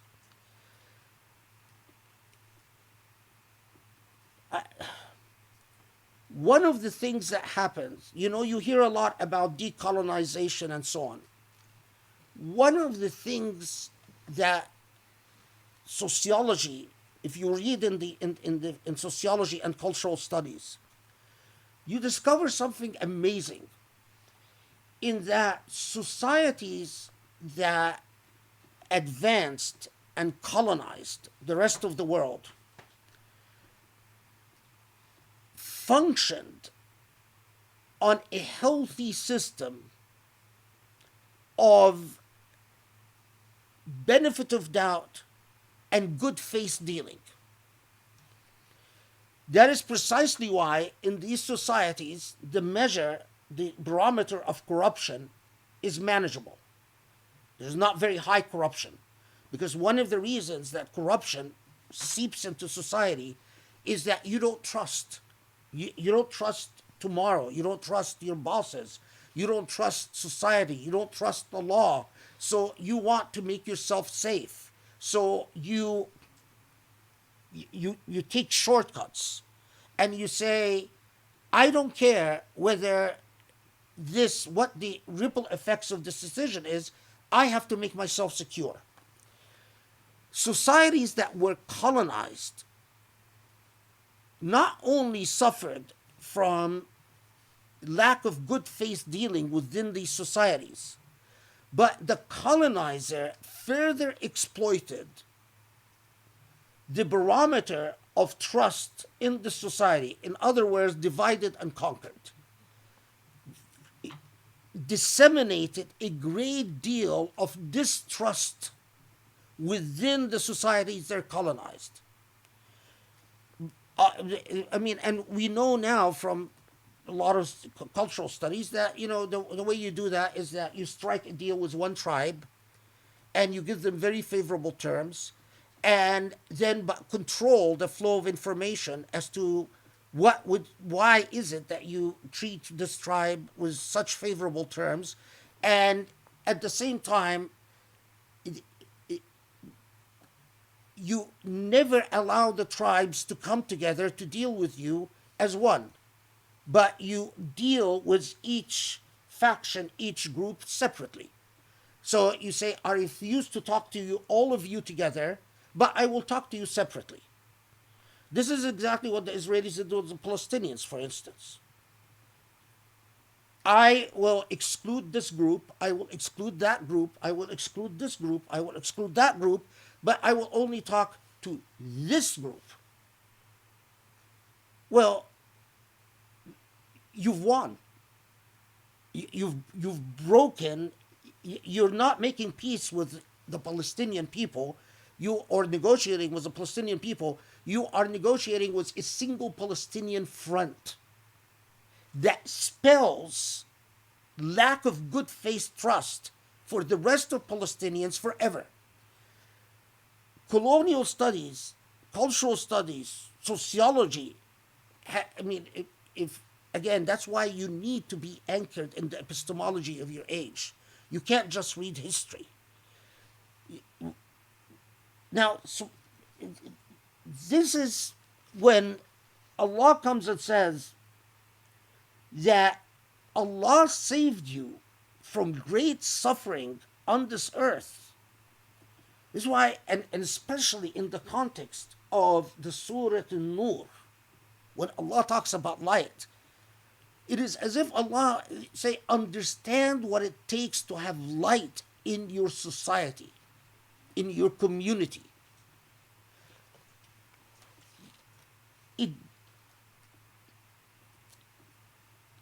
I hope that you can share. My brain is blown.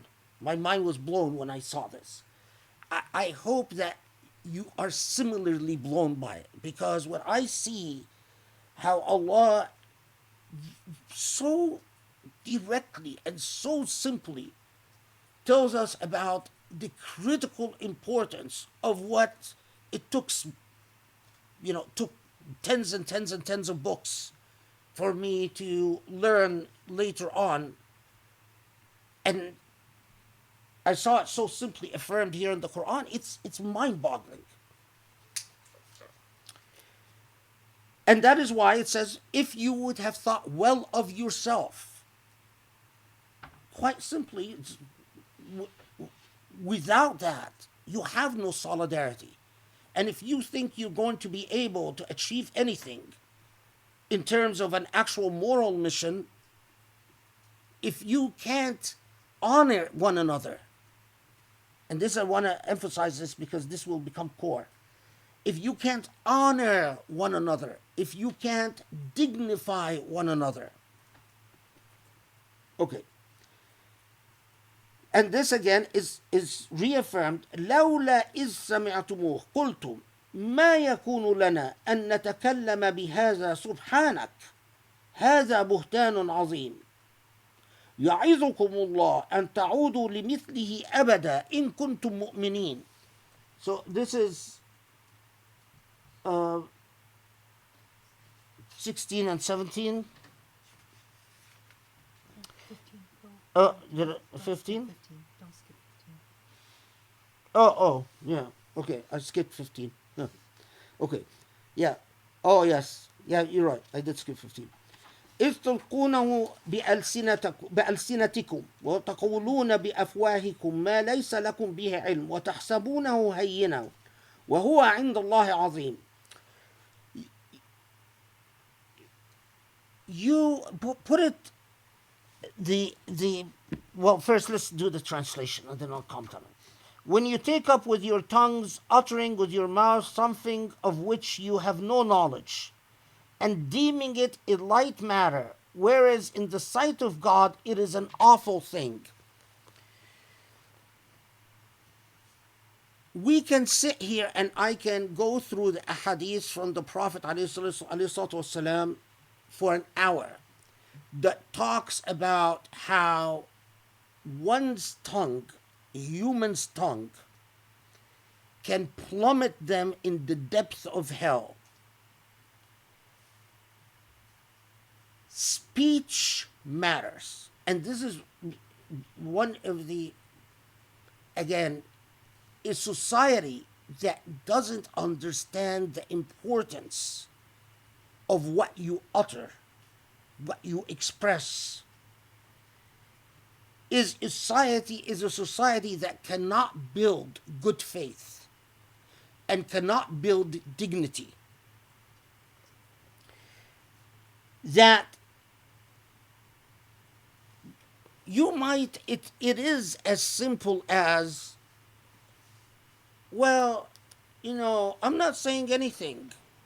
Because, subhanAllah, I mean, when you delve into the narratives, you find these characters that are sort of remind you of, I'm not saying anything. All I'm saying is, well, if I was there, I would have waited until the army, I mean, after all, how long would it have been before they would have noticed that Aisha is not there, and they would have come back to her? Oh, I would rather risk the danger of nightfall, because one of the things that Aisha says is that, well, I feared the fall of night, or I feared that the night would come. Oh, I would have risked nightfall, and she's what? She's young. If one of the reports actually sort of funny says, she's young. If a mountain lion, if a lion would have appeared, if she would have ran, she would have outrun the lion. Again, whether this is actually was said or that was, sort of a medieval flourish, Allahu Alam. But the narratives, you can imagine fully that where you are spreading this toxic brew without owning the toxic brew, which human beings do very well, and which human beings, especially when human beings don't have a moral project, especially when human beings don't feel their own value, because it is often about your own value, not the value of others, that you have time and you have energy to engage in this type. The more empty-headed you are and empty-hearted, the more you engage in gossip, this type of gossip. And note that Allah says that those who don't bring 4 witnesses, those are the lying people with Allah. So when Allah comes and says that you speak of it and you think it is a small matter, but as far as Allah is concerned, it is a very grave matter. You pause and you say, okay, so what is the grave matter here? And if you read what Surah An-Nur says, the grave matter is to, in fact, speak of the accusation without sticking to the rules of, and in fact, I mean, at this point, 4 witnesses, it's not just that you have 4 witnesses, but the 4 witnesses that you have would be presented, would testify, and there would actually be a conviction. So if you wanted to be on the safe side and not be called a liar by God, you wouldn't speak about people's honor or matters that relate to people's honor and dignity without a legal process that establishes guilt. And that's quite a standard. because it's like saying, be very conscientious about what you say. Talk is not cheap. As far as God is concerned, talk is a very serious responsibility. It's like Hamid al-Ghazali said, it is teaching this early community the responsibility of the word. Now think of all the modern civilizations that we are aware of. Modern civilizations built on the communicated word, because modern civilizations in which technology is written and technology is transmitted, and knowledge is written and knowledge is transmitted. Every civilization since the age of writing rises and falls with the responsibility of the word. And so when you find this in Surah An-Nur, it is not just about, it's not like some people understood it that, oh, well, Surah An-Nur is really just talking about gossip, and then you have this amazing ayah about God's light. It's all interconnected. Without the responsibility of the word, what happens to God's light? How can we, in fact, affirm and disseminate and perpetuate God's light? This is a sad commentary, but it is known, I don't know if it's among Muslims all over the world or if it's just Arab society, but it is known that Arabs are notoriously not trustworthy when it comes to making appointments. It is just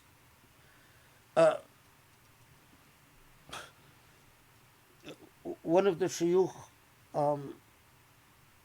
well, he's a good friend, but yeah, I mean, it was the regular was in Egypt. The regular was that I would wait for him if he comes within the hour of the time that he's given me. I used to congratulate him on being timely. The norm was 2-3 hours after the time is given me. That was, but that if you grew up in Arab society, that's just the way it is. Sadly, but that is a lack of responsibility of the word. That if you say, otherwise you cannot build a good faith society, and you cannot build a society based on the benefit of the doubt. Okay, and then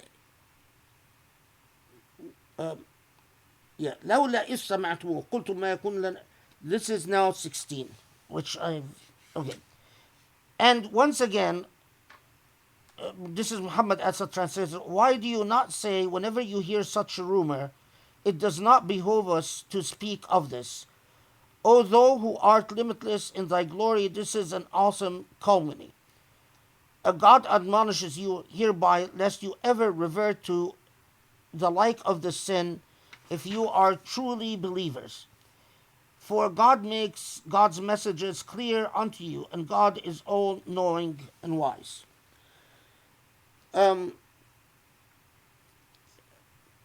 Okay. لولا إذ سمعته. Again, it is لولا. It's how this translates it in one way. It says, why do you not? لولا, it's not why do you not. It's like you should have, if only. But that type of if only carries the meaning of an admonition of an imperative. لولا استمعتم. What you should have done is, once you hear this, you would have said, we cannot indulge in this type of talk. The, the, that you know the limits, and as we will see, you know the limits for honoring each other's dignity and privacy. Because that is a central theme in Surah An-Nur. يعظكم يعظكم الله أن تعودوا لمثله أبدا إن كنتم مؤمنين. Allah admonishes you that you would ever repeat this behavior if you are truly believers. ويبين الله لكم الآيات والله عليم حكيم. That Allah, whenever the immoral lesson is crowned with an admonition that Allah is truly the teacher, it's as if a teacher is basically telling you, pay attention because this is an important lesson. So this is a classic Quranic style. You have the lesson and then a reminder that this lesson is critically important, coming from a critically important source. Allah the most wise and most knowing, and so on. Okay. Then we come to 19.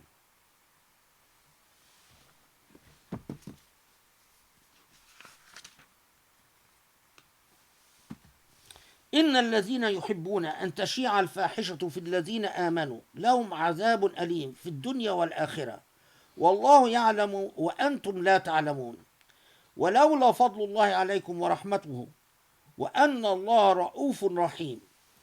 So this is 19 and 20. So it says, this is Muhammad Asad. Verily, as for those who like to hear foul slander spread against any of those who have attained to faith, grievous suffering awaits them in the world and in the life to come, for God knows the full truth, whereas you know it not. And were it not for God's favor upon you and God's grace, and that God is compassionate, a dispenser of grace. Muhammad Asad translated fahisha here as slander. But as I said, fahisha is immoral conduct, and if you remember from Surah An-Nisa, fahisha is not just immoral conduct, but it is sexual impropriety.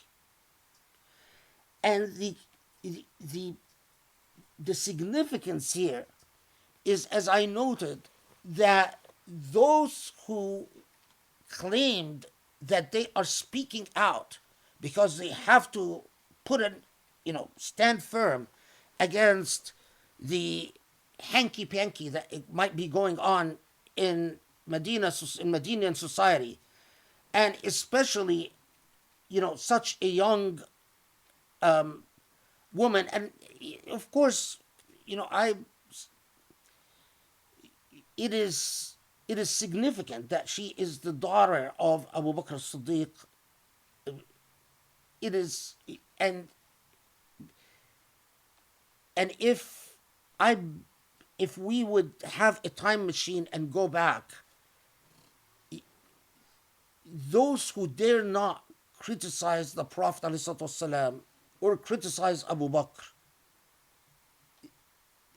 that's the way people express their rather cowardly protests, is to take it out on those who are indirectly, because it's ultimately what it's directed at the Prophet's household,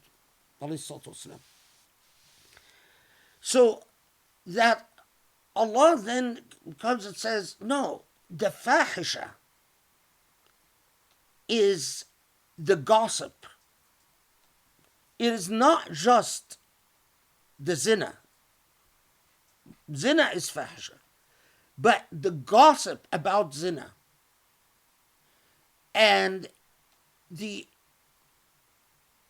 But what is gossip about zina fundamentally about? It is about people's dignity and people's privacy. That the fact that you take someone's reputation in the mud and fail to honor one another's dignity, that is a fahisha. And the tables are turned, and this point was clearly noticed by the recipients of the Quran at the time, that Allah calls the failure to bring witnesses a lie with Allah, that you are lying as far as Allah is concerned for failing to adhere to the process, and that Allah calls this act, the slander, a fahisha, obviously in the same way that zina itself is fahisha. Okay. And then this point is further laid out. I mean, what is sort of the what you would logically, if you understand the moral universe of the Quran, that when you are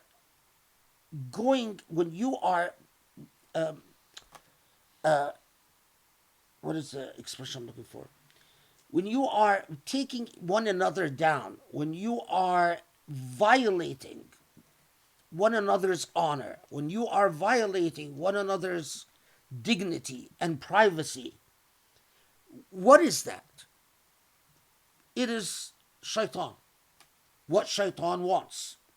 So, يا أيها الذين آمنوا لا تتبعوا خطوات الشيطان. These are the footsteps of the shaitan. And when you do that, you are in fact following in the foot. And understand that what shaitan is about, يأمر بالفحشاء والمنكر, that it is not just that shaitan is responsible for zina, or that shaitan entices people commit zina, sexual impropriety, or whether it is the full-fledged zina or things short of, but that when you fail to honor one another, when you fail to dignify one another, and you fail to respect one another, that is also from shaitan, and that's fahsha and munkar. And then this expression, I want to pause it for a second. ولولا فضل الله عليكم ورحمته ما زكى منكم من أحد أبدا ولكن الله يزكي من يشاء والله سميع عليم. So let's see how Muhammad translates this. So, O you who have attained to faith, follow not Satan's footsteps, for he who follows Satan's footsteps will find that, behold, he enjoins but deeds of abomination, and that all that runs counter to reason. I'm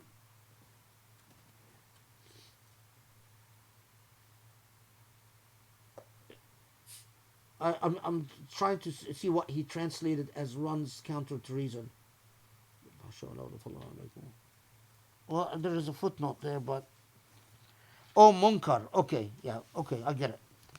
So Muhammad Asad is translating munkar as counter to reason. Okay, reasonable. And were it not for God's favor upon you and God's grace, not one of you would ever have. Oh, he translates it as remain pure. Okay, that not one of you would have ever remained pure. For thus it is God who causes whomever God wills to grow in purity, and for God is all hearing, all knowing. It's a reasonable interpretation of ما زكى منكم من أحد أبدا. Um,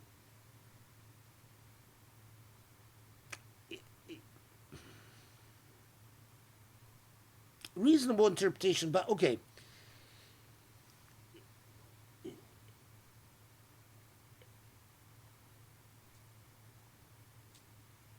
تزكية الشيء is when you not necessarily purify something, but when you claim or you commend or you promote something as of elevated status, which could include purity.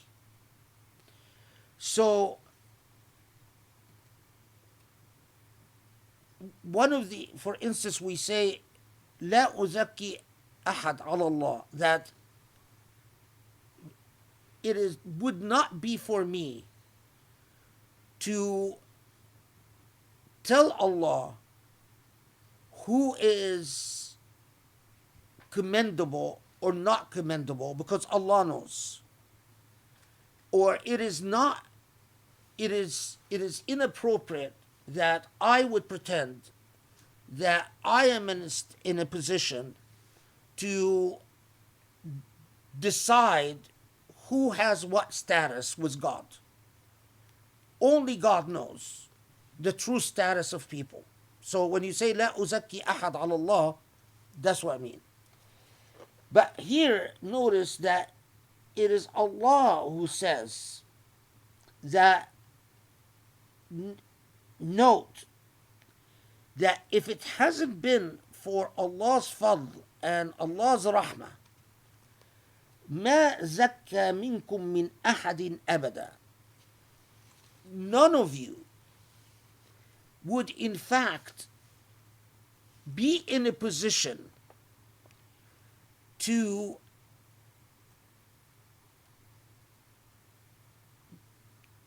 either in truth or in perception to be in an elevated moral status with Allah. It is like Allah is saying, it's sort of a significant moral point. It is Allah telling us, I know that the temptation is for you to think of yourself and say, well, I wouldn't do X or I wouldn't do Y. Human beings are not very good at honestly putting themselves in other people's place. It is easy for one to say, well, if it was me, I wouldn't say X, Y, and Z. I wouldn't say this or that. I wouldn't do this and that. And it is even tempting that you would imagine yourself, because remember, according to the narratives we have, is that some of the people who indulged in this were people who went through persecution in Mecca, who did the hijrah with the Prophet ﷺ, people who even fought in Badr, and people who fought in Uhud and stood their ground, didn't even run. Some did run, but I mean, some of the people involved in this debacle. But in other words, the temptation is there to say, well, I am of the moral position to be able to talk about others people's behavior, whether it was appropriate or inappropriate in a situation like this. Imagine how easy it is for us human beings to imagine, to put yourself in some other person's shoes and to actually be empathetic is a gift from Allah. Empathy is a gift from Allah. It's a gift because it helps you be a moral human being. But that gift was not given to everyone. That sort of special elixir that helps morality was not gifted to everyone. Some people have more empathy than others. Well, the people who have less empathy need to work harder because they were just denied the elixir. It doesn't mean that they sit there and say, well, God didn't give me empathy, so what did it, it's not my fault. No, you work harder. To what? To empathize, to put yourself in the shoes of others, and to understand things from their perspective. So Allah is saying, yeah, Allah knows with who was involved. Allah knows all the people who were involved. And that some of you, especially those who, did the hijrah and fought in Badr and fought on Uhud, thought, well, I'm just talking about a kid. And all I'm saying is that she acted inappropriately. What's the big deal? No. Know your place. Because whatever moral status you believe you have, it is actually Allah. It is due to Allah.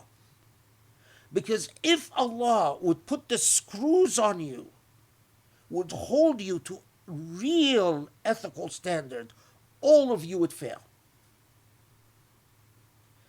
A remarkably, astoundingly humbling statement.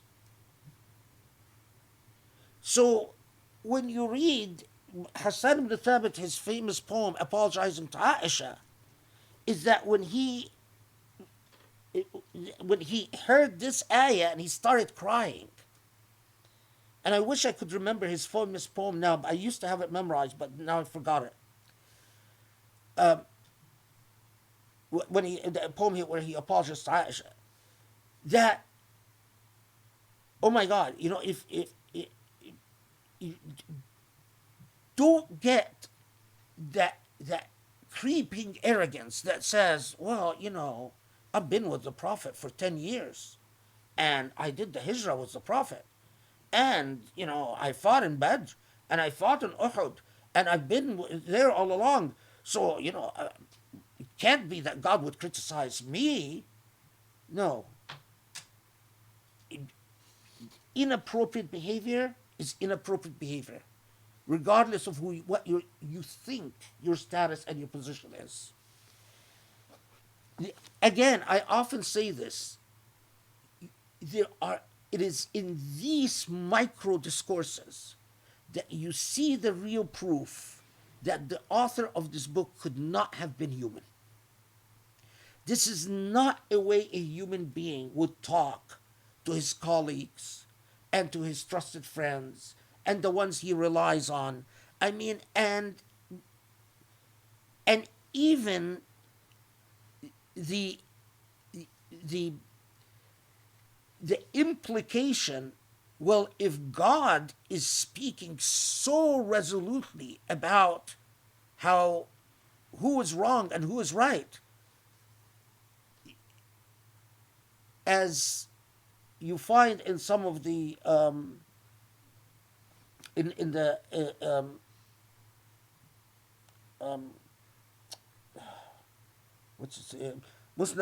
ibn Abi Shayba, and both Abdul Razzaq and Ibn Abi Shayba, both, that they have these narratives where it say, it's in some of the versions it's attributed to munafiqun, other versions it's just attributed to someone puzzling, where someone says, oh, Allah was truly harsh on the Prophet in this revelation. it's a naughty question. Do you get the import? It's like saying, well, if Allah, says right and wrong was so clear, so why didn't the Prophet come to defense of Aisha? I mean, it's like, why blame us? Even the Prophet didn't get it right. These riwayat didn't make it in Bukhari and Muslim and so on, but Allah Alam, whether they're historical or not, there is a tinge of truth that the way history preserves to us the position of the Prophet ﷺ, the strength of Surah An-Nur, and its strong stand. I want to say it politely, but if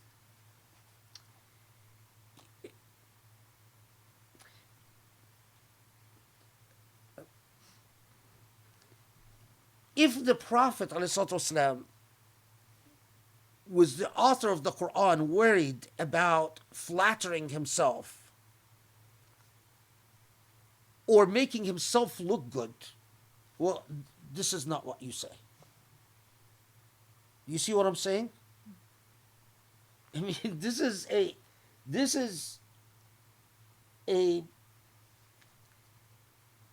and it is. Yes, it's true. Surah An-Nur doesn't talk like it's just about Aisha, but it is coming in and saying all of you should have known better. It is not just a matter of, maintaining your silence and, saying, or just maintaining your silence. It's like all of you should have known better. These are the things that, if you are one of those people that, is not sure of, or you have pangs of doubts, if you truly learn the Quran, not an iota of doubt would remain in your heart. The author of this book doesn't talk like all the human authors that we are aware of. Okay. So it comes in this humbling message. Don't go around saying, oh well, I wasn't as bad as other. The other thing is, ma zakka minkum min ahad, is that, some of you say, well, I wasn't as bad as this person. Well, I didn't. Listen, know your place, because it is Allah's mercy that saves you from your own failures and your own faults, and have that humility as core to the whole project of honoring one another and dignifying one another and respecting one another, as we will see. Okay. Now, this humbling message is very, very critical to the ayah that follows. And one of the most remarkable parts of the Quranic revelation. So, ولا يأتلي أولي الفضل منكم والسعة أن يؤتوا أولي القربى والمساكين والمهاجرين في سبيل الله وليعفوا وليصفحوا ألا تحبون أن يغفر الله لكم والله غفور رحيم. 22. So say,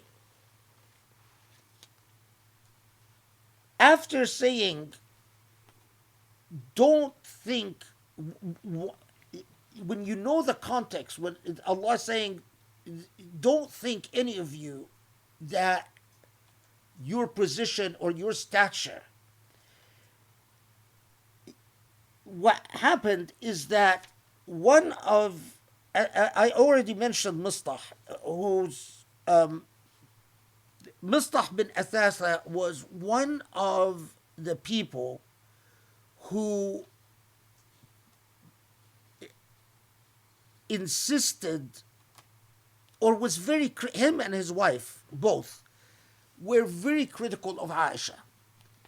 And Mistah was a relative of Abu Bakr. And he was poor. And so poor that since he migrated from Mecca to Medina, Abu Bakr gave him a regular stipend.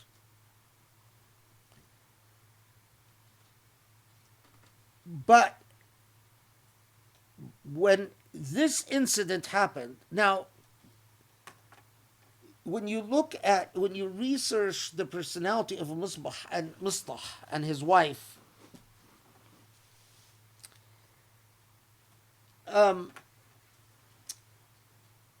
both of them, but I mean, according to it seems like his wife was especially, you know, the type that, especially his wife, she's bitter about her position in life, like, you know, that they migrated, they lived in a what seems like a shack, effectively, that was donated to them by one of the Ansar. It's a small, cramped place. Mistah, although he's related to Abu Bakr, he's very destitute. He lives off odd jobs that he does here and there. But the money he gets from Abu Bakr is, you know, the anchor of his livelihood. And his wife is, you know, in light of what happened with Badr, in light with what happened with Uhud, in light with what happened with Banu Nadir, she's constantly saying, why aren't we getting more? You know, doesn't the Prophet see the poverty we're in? Why doesn't Abu Bakr help us more? I mean, you know, and you get some, you know, interesting stories about why is he helping, especially because Abu Bakr helped a lot of people.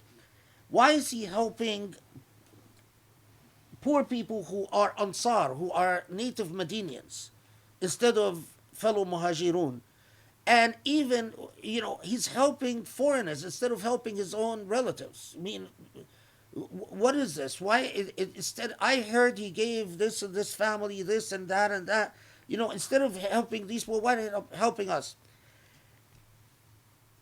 Although I suspect, just from the way you read history, is that this entered into the role that Mistah and his wife play when they pounced on the Aisha story. You know how petty, jealous, unhappy people, you know, they find an opportunity, and because although he knew that this really hurt Abu Bakr, and really hurt his wife, and really hurt Aisha, and really hurt the Prophet ﷺ, Mistah just kept going and insisting on it until the revelation of Surah An-Nur. And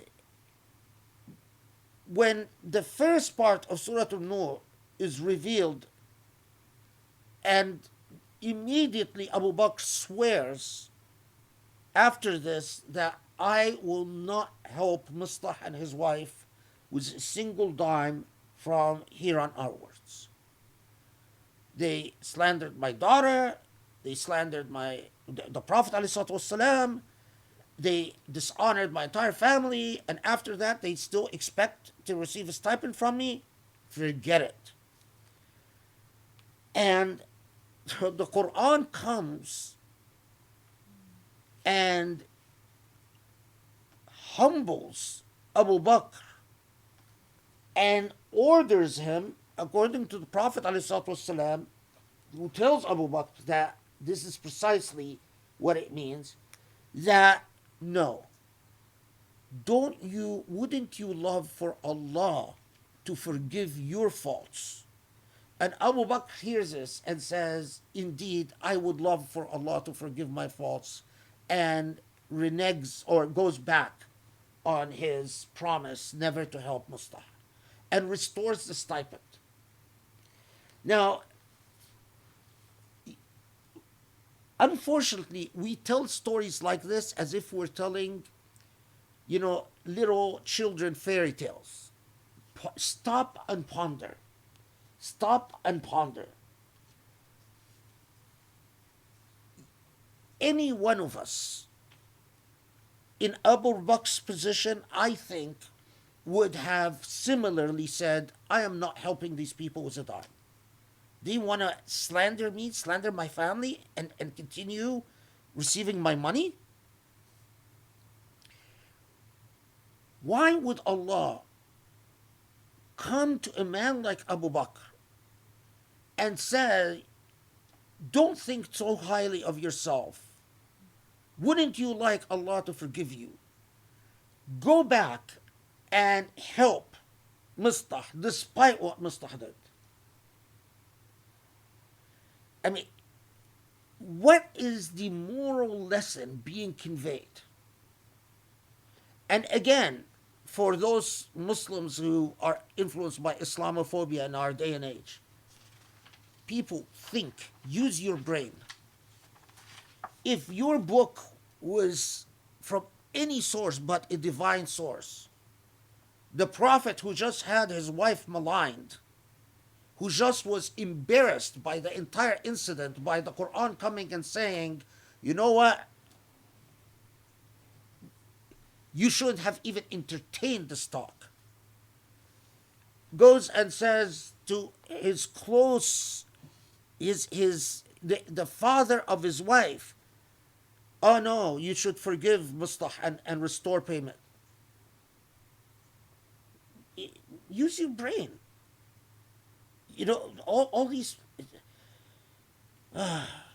If it really irks me when I see these people call themselves ex-Muslims and they act so smart and so knowledgeable and so intelligent, because they just don't realize how ignorant they are. I mean, it is like you're watching a 3-year-old, theorize to you about how a car works, and you're just listening to them, and just anyway.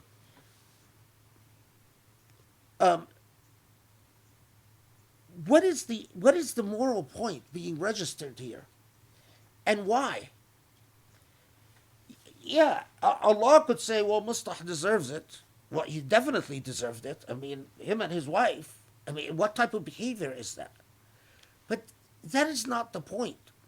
The point is that this society, if it is going to learn to heal its wounds and function as one and nurture the benefit of doubt and good faith dealing,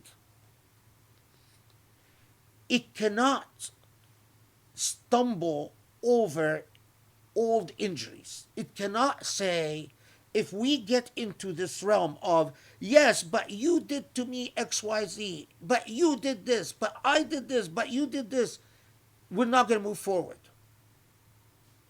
And it is like saying, in a symbol, you could sit there and say and posit how hurt you are, but once Allah is part of the equation, and once you think that my reward is with Allah, not with you, then get over yourself.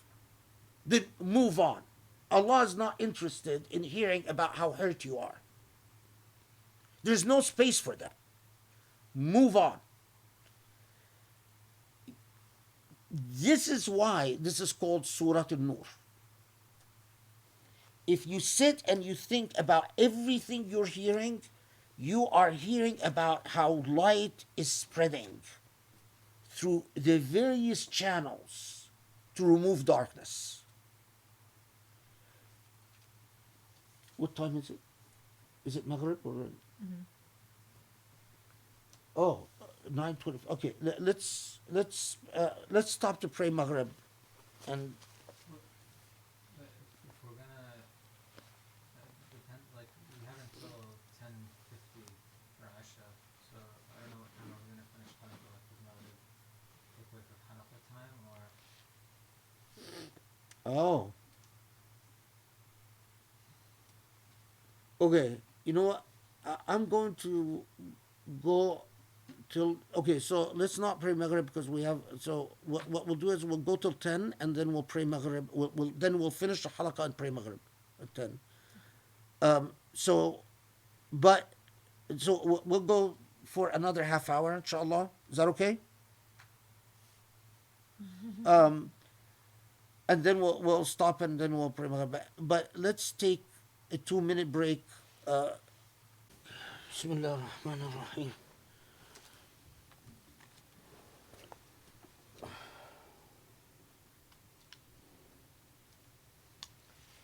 Um,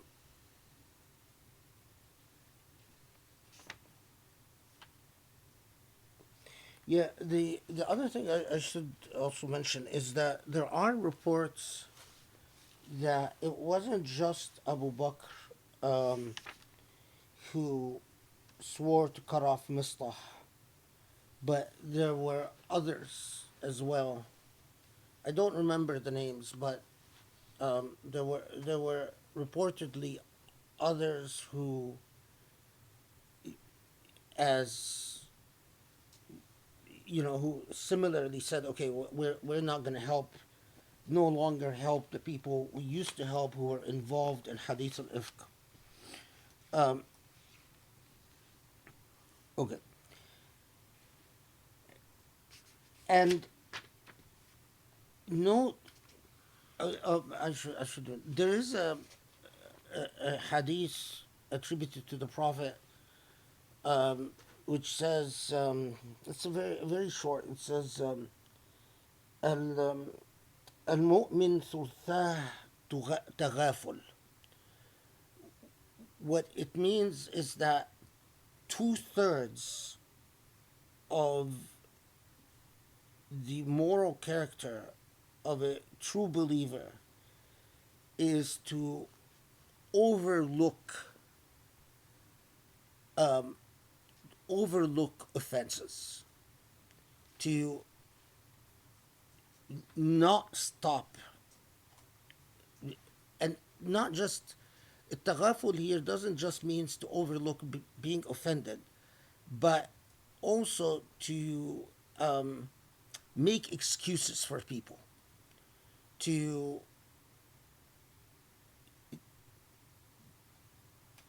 yeah to take to resort to the benefit of the doubt, and that and if any of you have ever gone through a Sufi path, one of the core things that you're taught in that path is that y- your heart cannot um, attain enlightenment in any way unless your heart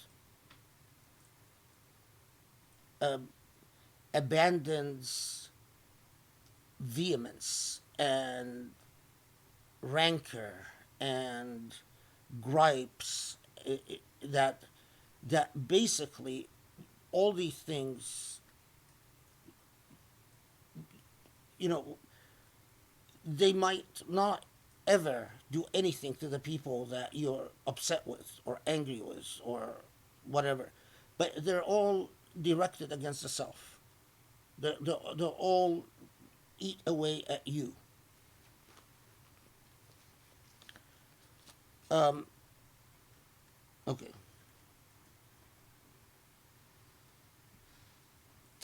Okay, and then notice that at the same time that Allah says, reminds us that ألا تحبون أن يغفر الله لكم, that don't you wouldn't you forgive others so that Allah would forgive you. But then in the very next ayah, lest people take that as somehow a, uh, as minimizing the gravity of the offense that was being committed. It's Allah comes and underscores.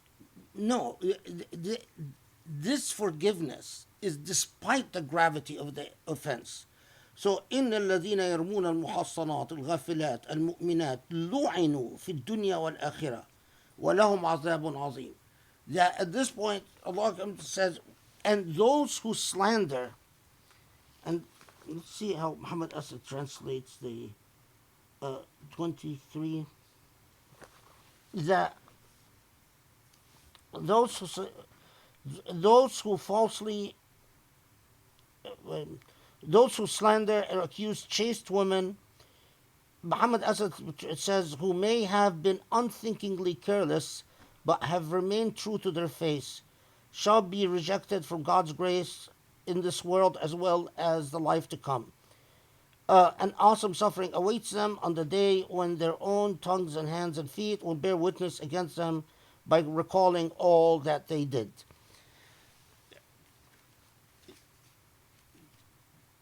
Al-Muhassanat is those who are entitled to the presumption of chastity. Okay. Al-Ghafilat is what he translates as unthinkingly careless. Al-Ghafilat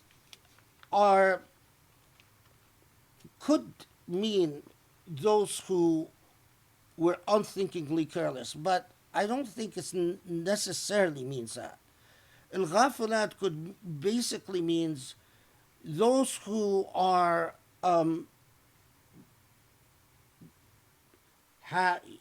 they are, it's another way of saying an innocent person. In other words, someone who is otherwise just going about minding their own business, and they find themselves being slandered. So, lu'inu, they are cursed in this world and the hereafter. And Allah reminds us that was what we've seen, the refrain that is repeated several times in the Quran, that the day when, in fact, whatever you've utilized, everything will testify against you. Your body itself will bear witness against you. And as I said before, that in my view, and go back to the past halaqas, that you will in fact see in one form or another your misdeeds, in some form. You will in fact see the truth of the offenses that you've body committed. Okay. يومئذ يوفيهم الله دينهم الحق ويعلمون أن الله هو الحق المبين. That so this is 25. I think this one can just. On that day, God will pay them in their full, their just due, and they will come to know that God alone is the ultimate truth manifest and manifesting the true nature of all that has ever been done. I like the way Muhammad Asad translates this ayah because it is not just that they will receive their due, but that the very truth of God, the very truth of the light, is that it will shine light upon the truth of your deeds. that by the very nature of the truth of divinity is the ultimate, is that truth will manifest itself. So it's like saying the very nature of light is that it manifests things. The very nature of light is that it pushes back darkness. And the very nature of now, when there is nothing but God's light, is that the truth of things will be revealed. And this is core to Ayat al-Nur, as we will see. Okay.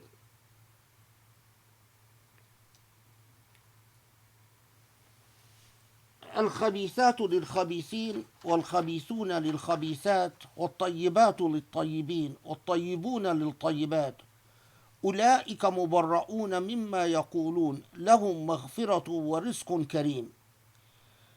So this is now 26. Muhammad Asad says, in the nature of things, corrupt women are for corrupt men, and corrupt men for corrupt women, just as good women are for good men, and good men for good women. Since God is aware that these are innocent of all the evil tongues may impute to them, forgiveness of sins shall be theirs, and a most excellent sustenance.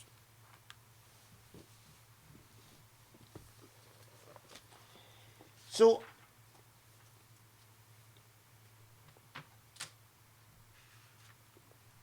there is, note that the same, we've encountered this mode earlier in the surah, particularly ayah number 2, right?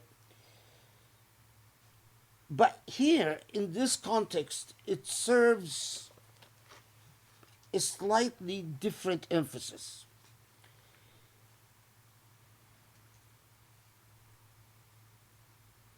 Part of what that experience demonstrated or manifested was something that is familiar to us in human society, is that people engage in unbecoming conduct but believe that this doesn't reflect their moral quality. So people would say that, precisely like Abu Bakr's relatives, for instance, and his wife, that, okay, yeah, well, I indulged in this hadith, but, okay, so I was wrong. Okay, astaghfirullah. But that doesn't mean that I am a bad person. And Allah comes and says, you are, one is that khubs is khubs, tiba is tiba. And here the words matter, because al-khabith is something that is foul and known to be, through a correct moral sense, to be foul. And a tayyib is what is good. So, and it is also another word for kindness. So it is what we would innately know to be good. And Allah comes and says, you've engaged in this behavior. You are this behavior. That playing of games of, well, I do one thing, but I believe I declare myself to be another, doesn't work with God. It's not gonna work. you are what you do. You are what you practice. And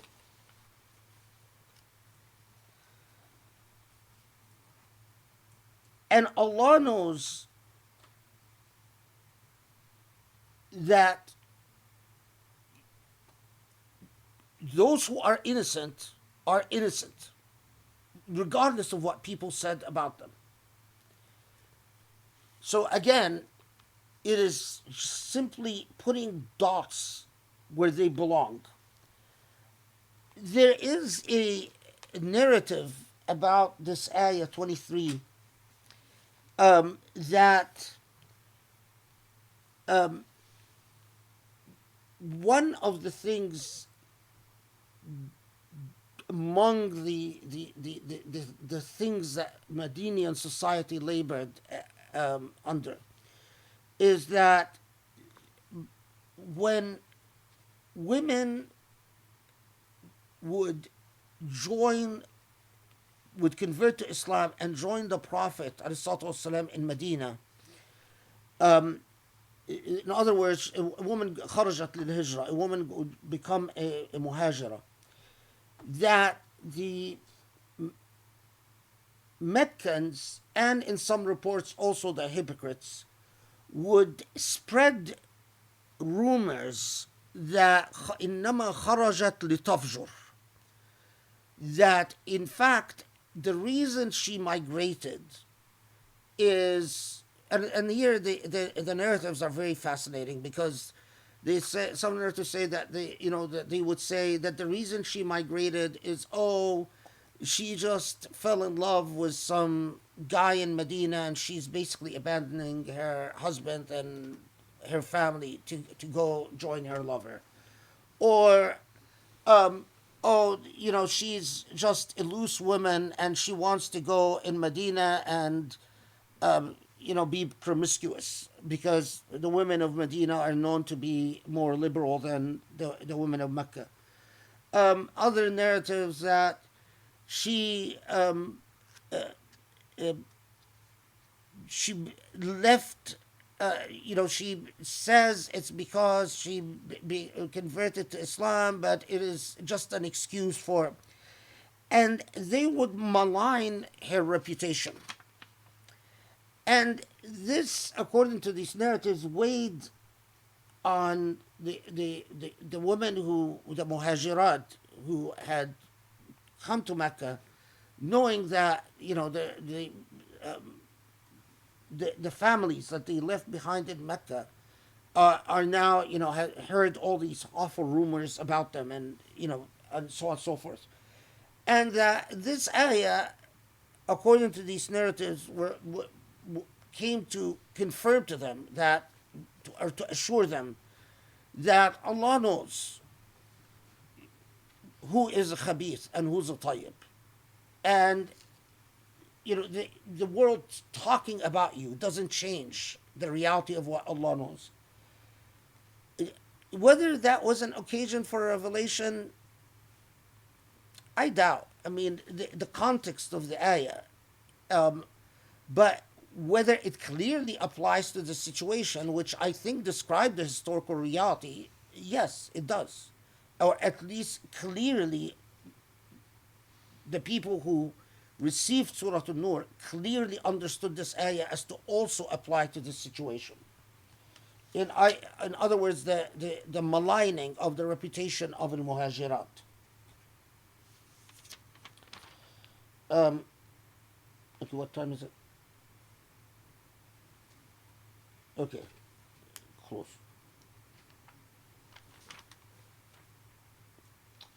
Okay, now Surah An-Nur is going to shift to talking about the rules of privacy, which is all interconnected. And this is now verse 27. You know what? Let's start that with Tuesday, so that we don't break the topic in the middle. Okay. So let's stop here. Alhamdulillah. Remember, we stopped at verse 27. So we actually made some progress, but you know, Did you rush? no. Okay, good. Alhamdulillah. Did I seem to rush? No, alhamdulillah. I just Okay. wanted to make sure. Okay. So you testify to the truth and, just asking you. Alhamdulillah, alhamdulillah. Thank you. This is really been such a stunning journey. And, so interesting. I mean,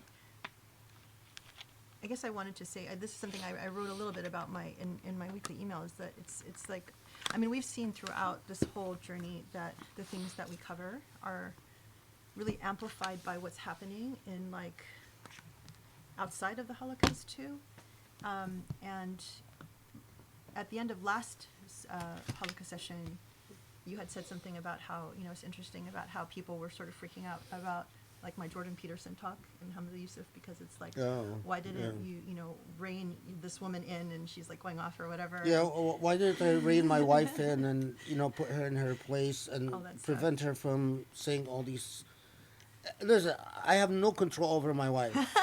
I mean, she might have control over me. That's a possibility. Not true. But I have no control over my wife, and I don't even aspire to have control over my wife. I just pray for her. Alhamdulillah, alhamdulillah, alhamdulillah. So, and continuing on, what I think was so fascinating, because I actually didn't really want to say anything more about this, but then this jumped out through this whole halakha, is, I mean, people have continued, after the fact, obviously, they've been throwing a lot of really nasty comments on YouTube and whatever, because of all the things that I brought up there, because, it's like, that's how social media is. But when we talked today about this idea of giving people the benefit of the doubt, spreading light, taking the stand, because so many of the comments is, oh, how dare you? Don't you know you're supposed to do whatever, as if someone is speaking to me towards, pointing to a moral high ground. And it's like, happy to tear someone down, and not give someone necessarily either the benefit of the doubt or spread light, or, it's like that, what you said about the morality of even how you call someone to task, or how you communicate, and how do we as a community come together when we're doing that, as opposed to actually being better and banding together to be better. And that was very striking to me too, because that's such a lesson for our time. It's like we oftentimes expect sort of the worst reaction from fellow Muslims, which is what this surah seems to be pointing out very clearly, is if you're going to spread light, one, you should think better of yourselves as a community. And so I felt like, wow, again, this sort of is another lesson that we are learning in the halakha and can easily apply to something that's happening within our timing and our midst. So anyway, alhamdulillah for everything. This was truly stunning. I think so many things that you even so many powerful takeaways, like even, you are what you do, that, or keeping to your word, even like keep being on time, which, obviously we're not, obviously that great at either sometimes, but that's so much a part of keeping your word and honoring your word. And there are just so many things in this particular surah that I feel really hit home with just what, who we are and what we know as individuals, as human beings in our time. So it's so powerful, and thank you so much. We were talking about how Surah Nur, no one has in the past in the tradition approached this in a thematic way. It's always been just about the part about light upon light. So I'm so excited to continue seeing how this all comes together, and thank you so much. I mean, it struck me several times as you were sharing with us this really deep insight, how blessed and lucky we are to be here receiving it, because you've spent so much time investing your life in understanding this, and there's no way many of us would ever reach, any of us I think would ever reach this type of understanding without someone that had without you putting in all of the time, hard work, research over the last decades. to arrive at what you're giving us today. So we owe you so much, and alhamdulillah, thank you so much. And good news, we don't have to wait a week for the next episode. We will be back, inshallah, on Tuesday. So hope you can join us, and have a wonderful rest of the weekend. And thank you so much. Assalamu alaikum, everybody. Assalamu alaikum.